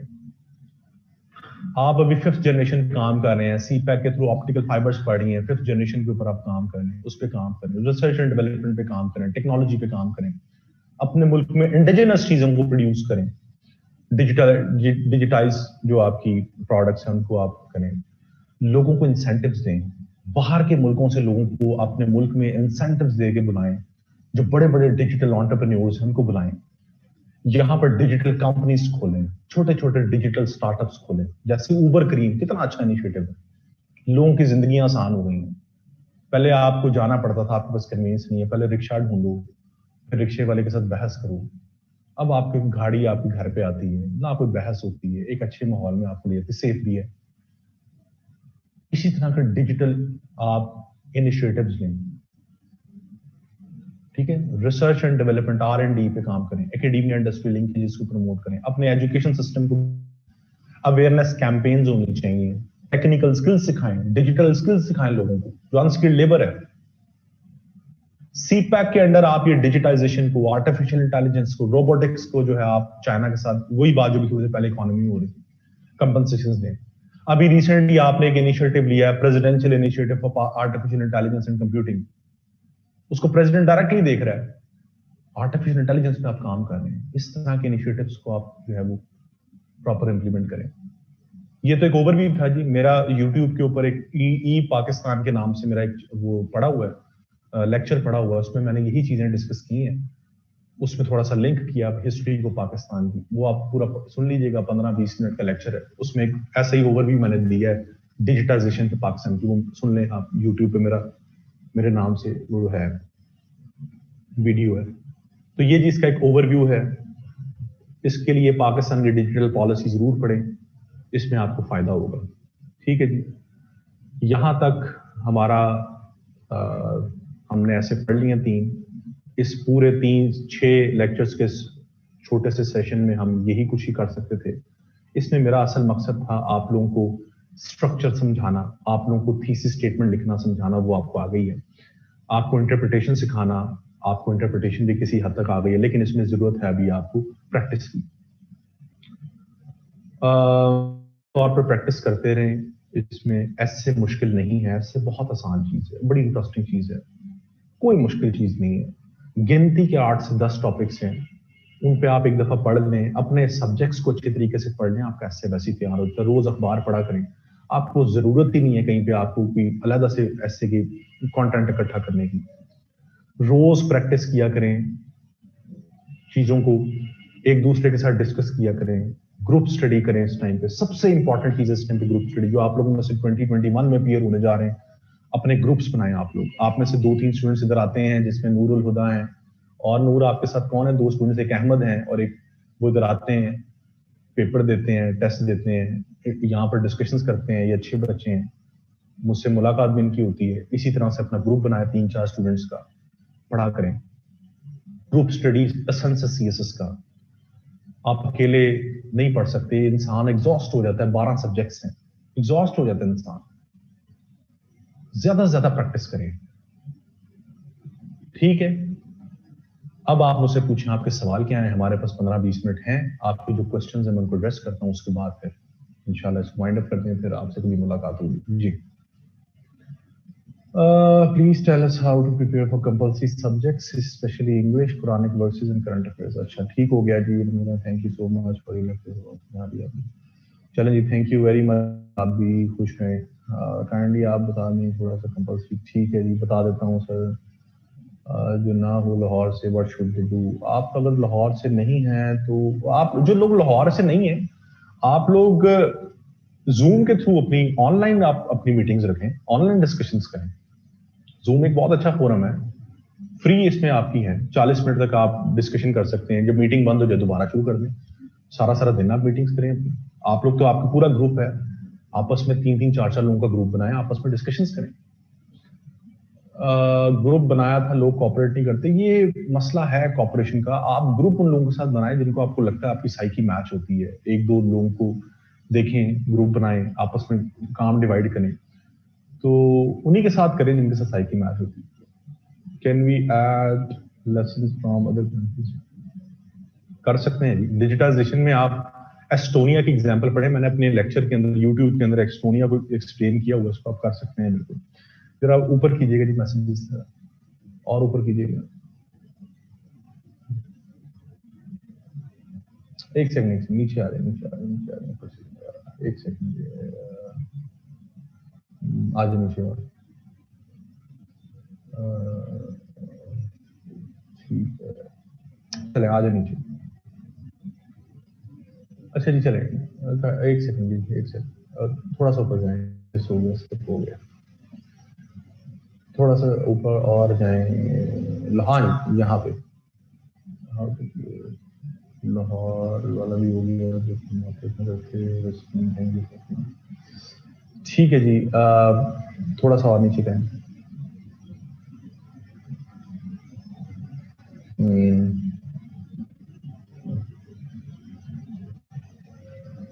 थैंक यू जी, आप लोग जो सब लोग कमेंट्स कर रहे हैं, आपको बहुत शुक्रिया। जाहिद है और आज मैं आप लोगों से बहुत ही हाँ जी, सीएसएस के लिए आपको हार्ड फॉर्म में भी एप्लीकेशन लाजमी सबमिट करनी पड़ेगी, ठीक है। रिसर्च मेथड्स का बता दें, ठीक है जी, भी बता देता हूँ मैं। सारे क्वेश्चंस लेके एक ही दफा मैं आपको बता देता हूँ सारे। What are the documents required for applying for CSS? ये डॉक्यूमेंट्स लिखे होते हैं जी, आप जब अप्लाई करेंगे तो उसमें लिखे होते हैं डॉक्यूमेंट्स की लिस्ट। आपको एजुकेशनल और आपके वर्क एक्सपीरियंस वगैरह लगाना होता है आपने। अच्छा जी, नीचे आ जाएं। इकरा मेन टॉपिक्स बता देता हूँ जी। नीचे आ रहे हैं message, authenticity of reference kindly इस पर बता दें, ठीक है जी, बताते हैं।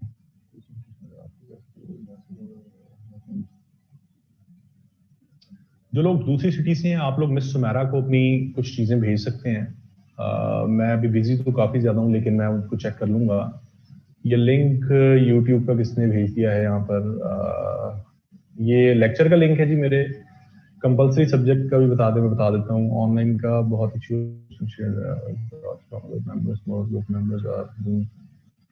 हाँ जी, ये बहुत से लोगों को इशू होता है जी कि कुछ लोग तो बहुत अच्छे होते हैं, वो अपने काम जो करते हैं, मेहनत करते हैं, वो शेयर कर लेते हैं दूसरों से। कुछ लोग पता नहीं मुझे क्यों ऐसे करते हैं कि जो चीज उन्होंने पढ़ी होती है वो समझते हैं कि बस अब ये किसी से शेयर नहीं करनी। अपने नोट्स बनाकर अलमारी में लगाकर ऊपर से ताला लगा देते हैं उसको कि घर वाले भी कहीं ना पढ़ लें, वो ना कहीं लिख दें मेरे कोई बनाए हुए नोट्स या कुछ ऐसे। ऐसे नहीं करना चाहिए। शेयर किया करें एक दूसरे से चीजें। जितना ज्यादा शेयर करेंगे उतना ज्यादा नॉलेज जनरेट होता है। और कभी भी ये ना सोचें कि आपने चीज पढ़ ली है, अगर आप शेयर कर देंगे तो कोई आपसे आगे निकल जाएगा। कोई आगे नहीं निकलेगा आपसे। तो अल्लाह ताला की जात पे भी यकीन रखें। अगर आप किसी को सिखा रहे हैं तो आपका एक अपना मकाम है, ठीक है। अच्छा, कैन वी ऑनलाइन का बहुत इशू, अच्छा ये तो हो गया। How to prepare them in short time period, ठीक है जी, बात करता हूँ। Can we get our assignments check by you sir? आप भेज दिया करें, चेक कर दिया करूंगा मैं। जज़ाकल्लाह खैर जी, थैंक यू दी। Can we approach you in academy even when session ends? आप एकेडमी आकर मुझसे कर सकती हैं, मैं एकेडमी में आपको टाइम दे सकता हूँ। आप आ जाएं एकेडमी, जाहिर था। ठीक है जी, थैंक यू। नहीं महक, आपने कोई भी सिली क्वेश्चन नहीं पूछा, ऐसी कोई बात नहीं जी। नीचे आ रहे जी, नीचे मैसेज आ रहे हैं।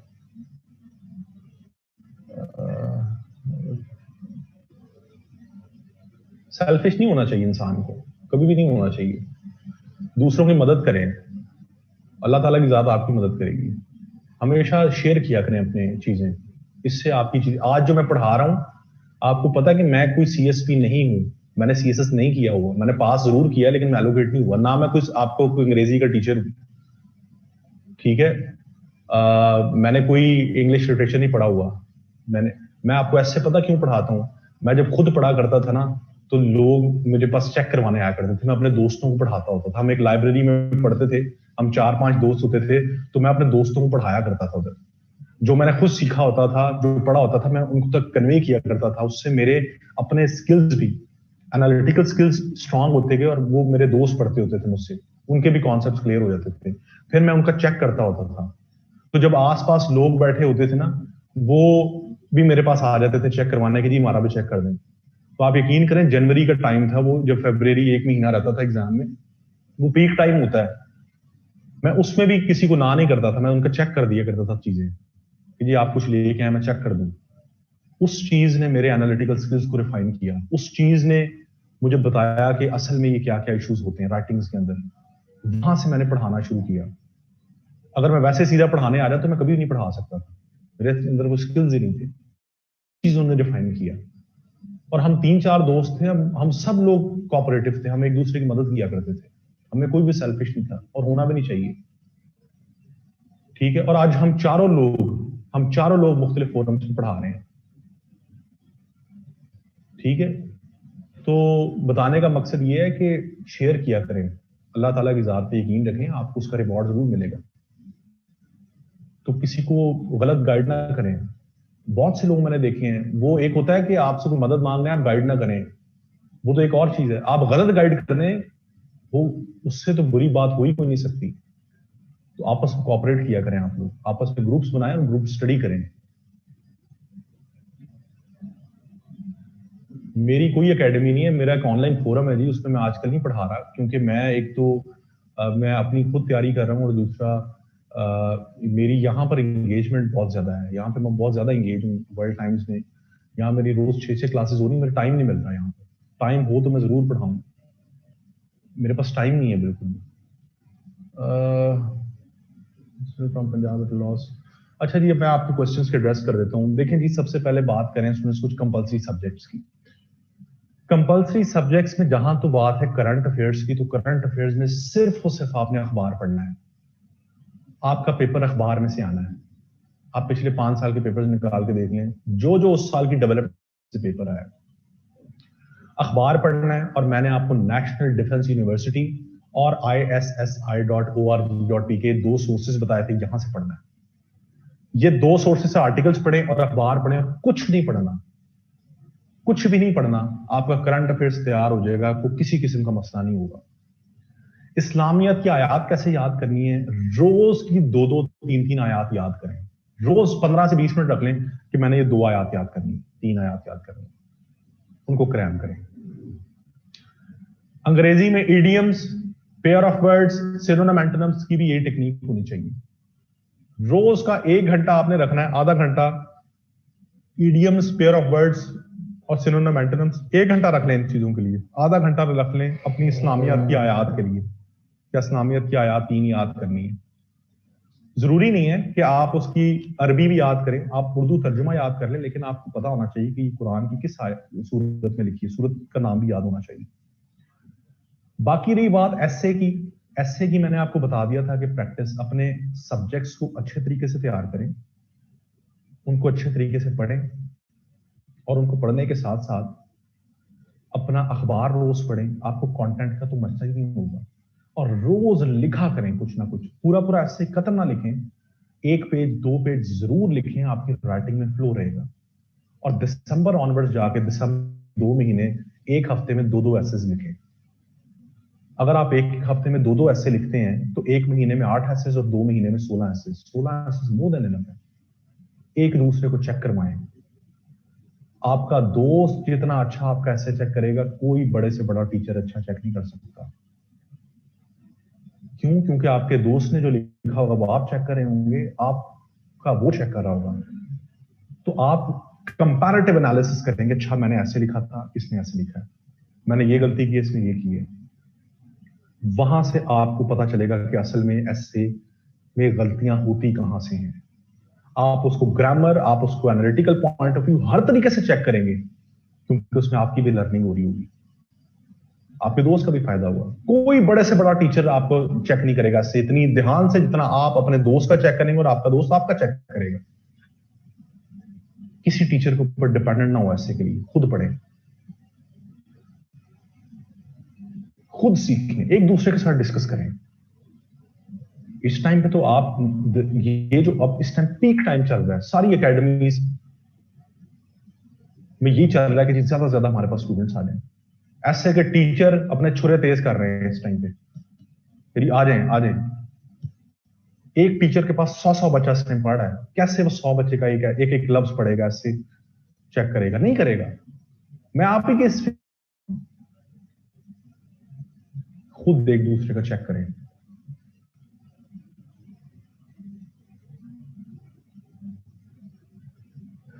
ठीक है,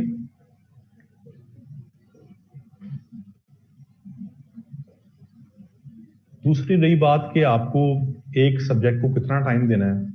अगर मैं आपको सही बात बताऊं, जितने आपके ऑप्शन सब्जेक्ट्स हैं पर 100 मार्क्स, आप एक हफ्ते में या 5 दिन में सब्जेक्ट तैयार कर सकते हैं। आप में से जिन लोगों ने criminology, constitutional law, international law रखा है, एक हफ्ते में होते हैं तैयार।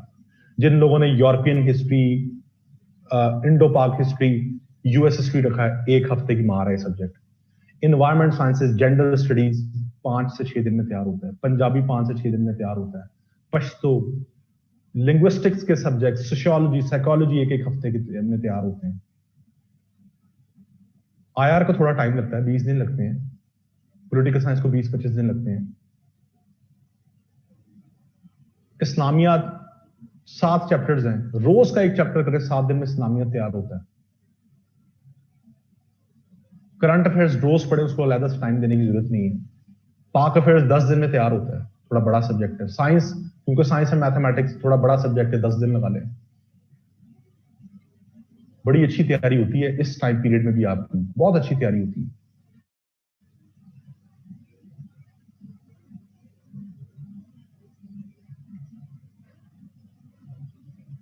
और सवाल ये कि कितने आवर्स पढ़ना चाहिए, ये मैं नहीं बता सकता, ये कोई भी नहीं बता सकता कितने आवर्स पढ़ना चाहिए। जो लोग आकर बैठ जाते हैं ना, आखिरी 50 घंटे पढ़ना चाहिए, एक एक 2 दिन में, 3 दिन में। आप एक दिन में 24 घंटे हैं तो 22 घंटे पढ़ें, 2 घंटे सोएं, 18 घंटे पढ़ें। ये लोग मिस गाइड करते हैं, इन्होंने खुद भी नहीं पढ़ा होता।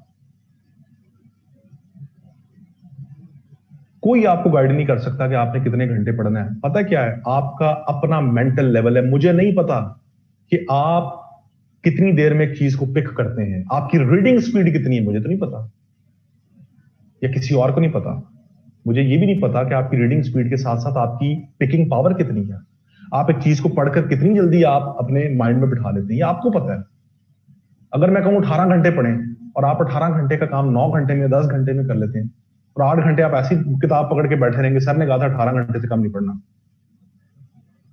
ये जितने यूट्यूब चैनल्स पे आके, ये जितने सीएसपी आके आपको बताने लगे थे 18 घंटे हम तो पढ़ते थे, 20-20 घंटे पढ़ते हैं, मुझे इन सबका पता है कि कितना पढ़ते थे।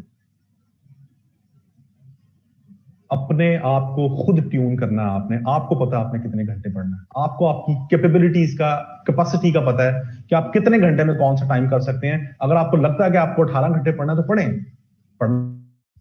अगर आपको लगता है कि आप अगर 10 घंटे में आपको काम कर सकते हैं, जो आपने एक टारगेट दिन का सेट किया, तो 10 घंटे में करें। क्यों 18 घंटे पढ़ना है?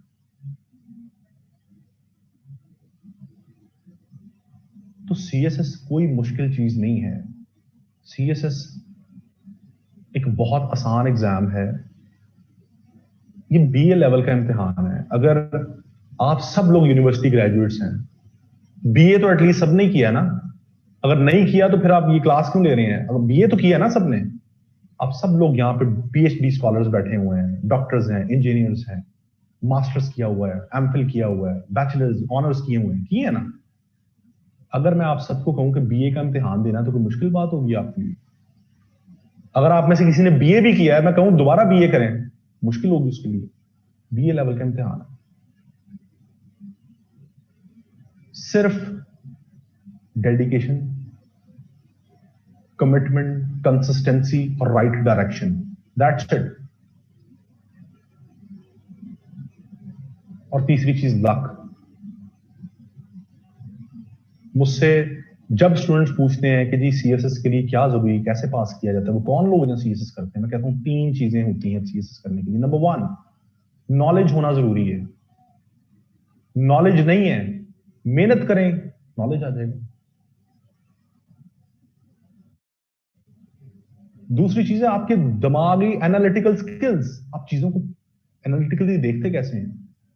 अगर आपका एनालिसिस इतना स्ट्रांग नहीं है, आप चीज को समझने में मुश्किल होती है, तो आप मेहनत करेंगे वो भी ठीक हो जाएगी। तीसरी चीज है लक। अगर आपके नसीब में लिखा है तो वो मिलना ही मिलना है, नहीं लिखा तो नहीं मिलना। जितनी मर्जी मेहनत कर ले नहीं मिलना। तो आपका सिर्फ ध्यान पहले दो फैक्टर्स पे होना चाहिए, आपने मेहनत करनी है। तो फ्यूचर अल्लाह के हाथ में। और एक चीज बता दूं, बहुत से लोग, मैंने इतने स्टूडेंट्स मुझे आके देखते हैं, मुझे स्टूडेंट्स आकर मिलते हैं और मैं जब उनकी हालत देखता हूं तो मुझे अफसोस होता है। आकर मर गए, लुट गए सर, सीएसएस ही बचा है हमारी जिंदगी में, ना किया तो खुदकुशी कर लेंगे। लिटरली लिटरली ना हुआ तो सीएसएस सर उजड़ जाएंगे, जिंदगी बर्बाद हो जाएगी। भाई नहीं हुआ तो ना हो। सीएसएस आपकी आने वाली जिंदगी में हजारों अपॉर्चुनिटीज में से एक अपॉर्चुनिटी है, वो ना भी मिली तो क्या हुआ। उससे ऊपर बहुत सी चीजें हैं, उससे और बेहतर एवेन्यूज आपके लिए अल्लाह खोल दे। अल्लाह यकीन रखें, इतने बहुत से स्टूडेंट्स, मुझे रोज ऐसे स्टूडेंट्स मिलते हैं। मेरा हंड्रेड्स ऑफ स्टूडेंट्स के साथ रोज इंटरेक्शन होता है। आप कभी यहाँ पे वर्ल्ड टाइम्स आए तो यहाँ पर एक ये बहुत बड़ा अदारा है, यहाँ पर ऑलमोस्ट आपके सीएसएस के 50-60% लोग यहाँ तैयारी करने अगर आते हैं। रोज हम ऐसे स्टूडेंट से मिलते हैं, आ जाते हैं सर, खवातीन और हजरात सारे आकर जी सर बर्बाद हो जाएंगे सीएसएस ना होगा। इसको इतना हवा ना बनाएं, इसको इतना सर पे सवार ना करें। आपके हाथ में सिर्फ मेहनत है। अगर मेहनत करते हैं, आपकी किस्मत में है तो वो मिलना है, नहीं है तो नहीं मिलना। आपको उससे और बहुत से बड़े एवेन्यूज मिल जाएंगे। मैं आपका टाइम नहीं लूंगा अभी। इनके साथ क्लास है जी मेरे बाद इनकी? आपकी क्लास है कोई? नहीं है? मैं सिर्फ 5 से 7 मिनट लूंगा जी। उसके बाद मैं इसको वाइंड अप करता हूं। मैं आपको अपनी बात बताता हूं, शायद आप कुछ सीख सके मुझसे। मैं अमेरिका के अंदर जॉब कर रहा था, मैं वो जॉब छोड़ के आया पाकिस्तान। मुझे सबसे ज्यादा मेरा मोटिव था कि मैं सीएसएस करना चाहता हूं, मैं पाकिस्तान में रहना चाहता हूं, पाकिस्तान के लिए काम करना चाहता हूं। मैं वापस आया और मैंने सीएसएस की तैयारी शुरू की। मुझे मेरे वालिद साहब ने कहा कि बेटा तुम ना करो, ये बड़ा मुश्किल है। उन्होंने कहा जब मैं बचपन में देखता था लोग सीएसएस करते थे, वो 18-18, 20-20 घंटे पढ़ते थे, तुमसे नहीं होगा। तुम किधर आ गए हो? तुम अच्छी खासी जॉब कर रहे थे उधर, तुम्हारी डिग्री से रिलेटेड तुम्हें जॉब मिल गई थी, हर चीज। तुम अपना करियर बनाते पाकिस्तान में, तुम कहां आ गए वापस? मैंने उन्हें कहा जी मुझे एक कोशिश करने दें। पहले मैंने 2017 में अटेम्प्ट दी थी, वो एक बहुत इमैच्योर अटेम्प्ट थी, मुझे पता ही कुछ नहीं था। उसके बाद मेरी जॉब हो गई थी, मैं चला गया, मैं फिर वापस आ गया। मैंने 1 साल मेहनत की, मैंने सीएसएस की अटेम्प्ट दी और अटेम्प्ट के बाद मेरे पास कोई रास्ता नहीं था कि मैं क्या करता। बाहर में जाना नहीं चाहता था, पाकिस्तान में काम करना चाहता था। पाकिस्तान में मेरे सोर्स ऑफ रेवेन्यू मेरे पास कोई नहीं था। मुनासिब तो नहीं लगता बताते हुए, लेकिन फिर भी ये चीज मैं आपको बताता हूं ताकि आपको थोड़ा इंटेंसिटी का पता हो। मैं 6 लाख रुपया कमाता था, 23 साल मेरी उम्र थी जब मुझे जॉब हुई अमेजोन में। अमेजोन में काम करता था मैं, तो छोड़ के मैं वापस आया था। अब जब आप वापस आते हैं ना, आपके ऊपर सोसाइटल प्रेशर होता है, सोसाइटल प्रेशर होता है आपके ऊपर। तो मैंने जब सीएसएस का इम्तिहान दे दिया, 1 साल मैंने पढ़ा। हर कोई पूछता था बेटा क्या कर रहा है आपका, बेटा क्या कर रहा है, वालिदैन से। बेटा वो क्या बताएं बेटा क्या कर रहा है, बेटा तो कुछ नहीं कर रहा। बाहर आ गया। मैंने जब इम्तिहान दिया तो फिर मेरे पास चांस था कि मैं अमेरिका चले जाऊं। मुझे दोबारा ऑफर आई वहां से कि आप आ जाएं अगर आना चाहते हैं। मेरे फादर ने मुझे कहा कि इम्तिहान दे दिया तो चले जाओ। मैंने कहा जी मेरा दिल नहीं करता, मैं इधर ही रहूंगा और कुछ ना कुछ कर लूंगा। मैं दरअसल फैसलाबाद से हूँ। मैंने अपने वालिद साहब को कहा कि ना मैं लाहौर जाके ना पढ़ाना शुरू कर देता हूँ अकेडमी में। मेरे वालिद साहब ने कहा कि यार तुम पागल हो, मतलब अकेडमीज में कहाँ तुम पढ़ाओगे, तुम बाहर से पढ़े हो, तुम अच्छी एक नौकरी कर रहे थे, यहाँ पर आके अकेडमीज में तुम 5, 7, 10 हज़ार पे क्या पढ़ाओगे अकेडमीज तो इतनी पैसे देती हैं। मैंने कहा मैं गुजार कर लूंगा और मैं ना इंडिपेंडेंट होना चाहता हूँ, मैं आपके ऊपर बर्डन नहीं बनना चाहता। उन्होंने कहा कोई बर्डन वाली तो बात ही नहीं बेटा तुम, लेकिन मैं ये नहीं चाहता कि आप इतना पढ़कर आप किसी एकेडमी में जाकर पढ़ाओ। मैंने कहा जी आप मुझे मौका दे दो। उन्होंने कहा आपकी मर्जी है, आप जो करना चाहते कर लो। मेरे पास ऑप्शन था, मैं जा सकता था, नहीं गया। 2019 की अटेम्प्ट दी मैंने। 2019 की अटेम्प्ट देने के बाद मैं लाहौर आया और मैंने एक छोटी सी एकेडमी में पढ़ाना शुरू कर दिया। और मैंने अपने वालिद साहब को कहा कि जी मैं अब इंडिपेंडेंट हूं और मैं अब आपसे पैसे नहीं लूंगा। उन्होंने कभी भी ऐसे, ये नहीं था कि वो रेजिस्ट कर रहे थे, कभी भी रेजिस्ट नहीं किया था। मैंने कहा मैं इंडिपेंडेंट होना चाहता हूं, मुझे शर्म आती थी उनसे। जब मैं यहां पर आया और मैंने एक एकेडमी में पढ़ाना शुरू किया, सबसे पहले मैं डेमो लेक्चर दिया 2 एकेडमीज में आके कि जी मैं पढ़ाना चाहता हूं आपके पास। उन्होंने कहा जी आ जाए। मैंने कहा जी, मैंने उन्हें अपनी मजबूरी बताई। मैंने कहा जी मैं दरअसल जो हूं ना, मैंने खुद यहाँ पे अपना सरवाइव करना है, अपना अर्न खुद करना है, तो मैंने अपने घर वालों से पैसे नहीं लेने। तो मुझे आप कम से कम इतना जरूर बताएं कि आप एक लेक्चर के मुझे कितने पैसे देंगे और कितने लेक्चर्स देंगे, ताकि मुझे पता हो कि क्या मैं सरवाइव कर सकता हूँ या नहीं। उन्होंने कहा जी हम बहुत लेक्चर देंगे। अच्छा, डेमो लेक्चर मैंने दिया तो उन्हें पसंद आ गया था क्लास को। क्लास कह रही थी कि जी हमने पढ़ना है टीचर से। उन्होंने कहा जी आप बेफिक्र होकर अरसलान साहब शिफ्ट हो जाए लाहौर, हम आपको बहुत लेक्चर देंगे, आप टेंशन ना लें। मैं सीधा साधा सा बंदा था, मैं उनकी बातों में आके लाहौर शिफ्ट हो गया। मुझे आज भी याद है, मैंने अपने फादर से 22,000 लिया, मैं लाहौर आया और लाहौर आकर मैंने एक हॉस्टल छोटा सा लिया, उसमें मैं रहना शुरू हो गया। एक हफ्ता गुजर गया, मैंने उन्हें बता दिया एकेडमीज को कि जी मैं आ गया, मुझे लेक्चर दे दीजिएगा। एक हफ्ते में मुझे कोई लेक्चर नहीं मिला। मैं बड़ा परेशान, रातों को मुझे नींद ना आनी कि मैंने अपने फादर को भी कहा है कि जी मैं खुद इंडिपेंडेंट हूँगा। वो परेशान होंगे कि ये इधर भी कुछ नहीं कर रहा, ये बाहर भी नहीं जा सका। तो मेरे फादर ने मुझसे फोन करके पूछा कि बेटा पैसे हैं? मैंने कहा जी हैं, मेरे पास पैसे। मैं रोज सुबह उठता था, एकेडमीज को फोन करता था, उन 2 ही एकेडमीज को कि जी मुझे लेक्चर नहीं। तो कहते सना साहब कल रखेंगे, कल रखेंगे, आज नहीं अगले हफ्ते रखेंगे। मुझे आज भी याद है, मैंने पहले महीने में सिर्फ 6,000 अर्न किया। मेरा हॉस्टल जिसमें मैं रहता था उसका रेंट सिर्फ 12,000। तो मैंने फिर अपने वालिद से बड़ी शर्मिंदगी से पैसे मांगे। मेहनत करता रहा, मैं मेहनत करता रहा। एक टाइम ये आया, विद इन 2 to 3 मंथ्स मैंने इतनी मेहनत की कि 3 मंथ्स के अंदर अंदर वो दोनों एकेडमीज को मैंने चलाना शुरू कर दिया। आकर वो डिपेंडेंट हो गई मेरे ऊपर। स्टूडेंट्स का रिस्पॉन्स आना शुरू हो गया। उन्होंने कहा जी हमने इन्हीं से पढ़ना है। नाम नहीं मैं उनके एकेडमीज के लूंगा, आप जानते हैं उनको, आप सब जानते होंगे। अगर आपको एकेडमीज का पता ना, लाहौर अभी बड़ी प्रोमिनेंट एकेडमी है वो दोनों एकेडमीज मैंने चलाई हैं, खुद चलाई हैं मैंने। एक टाइम वो आया कि मैंने खुद एकेडमीज चलाई। मेरा ये ख्वाब था वर्ल्ड टाइम्स पढ़ाना।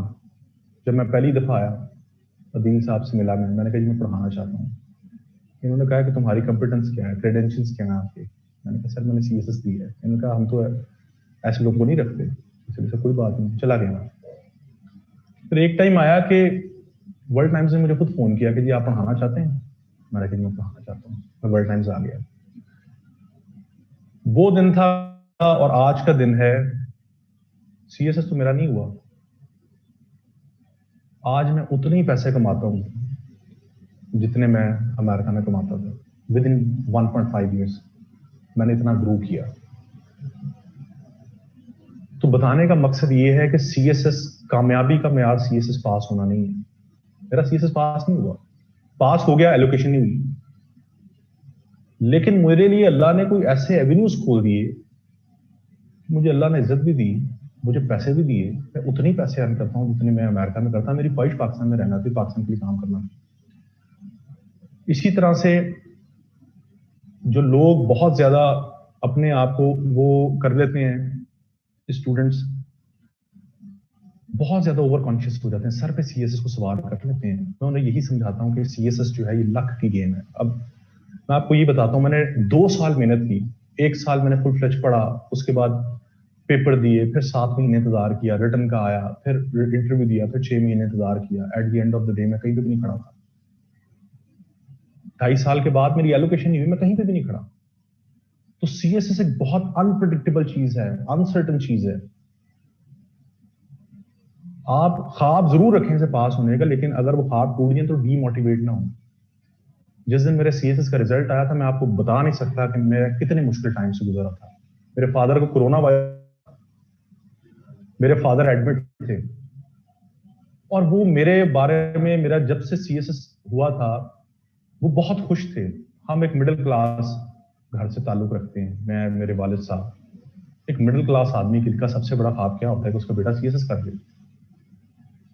तो मैंने जिस दिन सीएसएस पास किया था तो वो बहुत ज्यादा खुश थे। जिंदगी का, सब कहते हैं, उन्होंने खुद कहा कि जिंदगी का सबसे खुशी का दिन है मेरा कि तुमने रिटर्न पास कर लिया। वो दिन था और आखिरी दिन था। रोज मुझे पूछते थे रिजल्ट आ रहा है, बस इंटरव्यू कैसा हुआ है, अच्छा हुआ था, एलोकेशन हो जाएगी, बहुत कंसर्न थे मेरे बारे में। 3 जून को मैं यहीं पे लेक्चर दे रहा था, मुझे घर से कॉल आई कि उनको कोरोना वायरस हो गया। मैंने लेक्चर छोड़ा पे घर चला गया। घर जब गया तो पता चला कि हालात बहुत खराब हैं पूरे पाकिस्तान में। कहीं पे भी कोरोना पेशेंट्स को नहीं ले रहे प्राइवेट हॉस्पिटल्स में। एक ही ऑप्शन था, वो था गवर्नमेंट हॉस्पिटल। वहां मैं जाना नहीं चाहता था। मैंने एक दिन वेट किया, फादर की कंडीशन डिटेरियोरेट होना शुरू हो गई, मुझे अल्टीमेटली मुझे लेके जाना पड़ा पब्लिक हॉस्पिटल, जो गवर्नमेंट हॉस्पिटल। और उनका ट्रीटमेंट चल रहा था गवर्नमेंट हॉस्पिटल में। 18 तारीख को मेरा रिजल्ट आया था। 18 को सुबह मैं उनके पास था और उन्होंने मुझसे पूछा कि रिजल्ट कब आ रहा है। मैंने कहा जी आज आ रहा है। तो कहते हैं इंशाल्लाह सब कुछ अच्छा होगा। तो मैं सुबह उनको हॉस्पिटल छोड़ के घर, और घर अब रिजल्ट आना था, वो भी वेट कर रहे थे, तबीयत ठीक नहीं थी उनकी, बड़ा कंसर्न थे। मेरा एक स्टूडेंट एफपीएससी सीक्रेसी ब्रांच में होता है, उसने मुझे 2 घंटे पहले रिजल्ट बता दिया कि सर आपकी एलोकेशन नहीं हुई। मुझे 1% भी दुख नहीं हुआ, 1% भी मुझे शॉक नहीं लगा कि मेरा नहीं हुआ। हालांकि मैं सोच रहा था मैं टॉप 10 या टॉप 15 में शायद हूं, मेरी एलोकेशन नहीं हुई। 1 सेकंड के लिए भी मुझे नहीं लगा। मुझे उसने बताया कि सर आपकी एलोकेशन नहीं हुई। मैंने कहा अच्छा। वो इसलिए कि मैं बहुत ज्यादा परेशान था अपने फादर की तबीयत को लेकर, बहुत ज्यादा परेशान था मैं। मेरे फादर ने मुझे हॉस्पिटल से फोन किया, रिजल्ट आ गया। मैंने कहा नहीं आया। मैंने कहा रिजल्ट डिले हो गया 15 दिन। कहते अच्छा। हॉस्पिटल गया। अब मुझे सिर्फ एक परेशानी थी कि मैं कैसे इनको बताऊं कि मेरी एलोकेशन नहीं है। उसकी तबीयत पहले ठीक नहीं थी, सांस नहीं आ रहा था। बहुत मुश्किल टाइम, इंसान बता नहीं सकता, इंसान एक्सप्रेस भी नहीं कर सकता कितना मुश्किल टाइम। 19 तारीख को मुझे कहते हैं कि फिर पूछते हैं रिजल्ट आया। मैंने कहा नहीं आया। कहते कि इंटरव्यू अच्छा हुआ था। मैंने कहा जी बहुत अच्छा हुआ था, आप परेशान हो, मेरी बहुत अच्छी एलोकेशन है। 19 तारीख से 20 तारीख हुई। 20 तारीख को रात को तबीयत उनकी खराब हो गई। मुझे रात 12 बजे मेरी मदर ने कहा कि अभी मैं गई था हॉस्पिटल से घर, मुझे 12 बजे कॉल आ गई फादर की तबीयत नहीं थी। मैं रात को उनके पास गया हूं, उनको सांस आना बिल्कुल बंद हो गया, बिल्कुल सांस उनका। He was quite young, he was just 51, कुछ भी नहीं था, उन्हें कोरोना हुआ। अब मैं उनकी ना थेरेपी कर रहा हूँ, रात को उनको उल्टा लिटा के ना उनको मैं थेरेपी कर रहा हूँ। उन्हें सांस नहीं आ रहा। आप जरा 1 सेकंड सांस बंद करके देखें, आपको तकलीफ जितनी होती है तो आपको अंदाजा हो जाएगा। उन्हें सांस नहीं आ रहा था, मैं उनको ना थेरेपी कर रहा हूँ और वो अल्लाह ताला से माफी मांग रहे थे कि मैंने बचना नहीं है। मैं उनको ये कह रहा था कि आप कुछ भी नहीं होगा, आप ठीक हो जाएंगे। एक शख्स जिसको सांस नहीं आ रहा, जो इतनी तकलीफ में है, मुझे तब भी पूछते हैं कि सीएसएस का रिजल्ट आया। मैंने कहा नहीं आया। तो कहते कब आएगा? तो मैंने कहा जी आ जाएगा, अभी आ जाएगा, तो आप परेशान ना हो, आप ठीक हो जाएंगे। वो रात बहुत मुश्किल थी, मैं उनके साथ था और वो बस बहुत तकलीफ में थे, लेकिन उन्होंने फिर भी पूछते रहे। He was very much concern. सुबह 11 बजे उनकी डेथ हो गई। वो दिन है और आज का दिन है, मैं सो नहीं सकता रात को, मैं सो नहीं सकता। वो हर चीज, उनकी हर एक एक बात सोच के, उनकी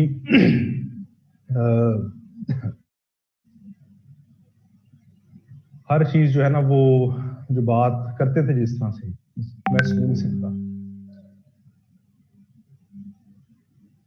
तो खैर, बताने का मकसद है कि इसको जिंदगी मौत का हिस्सा ना बनाएं।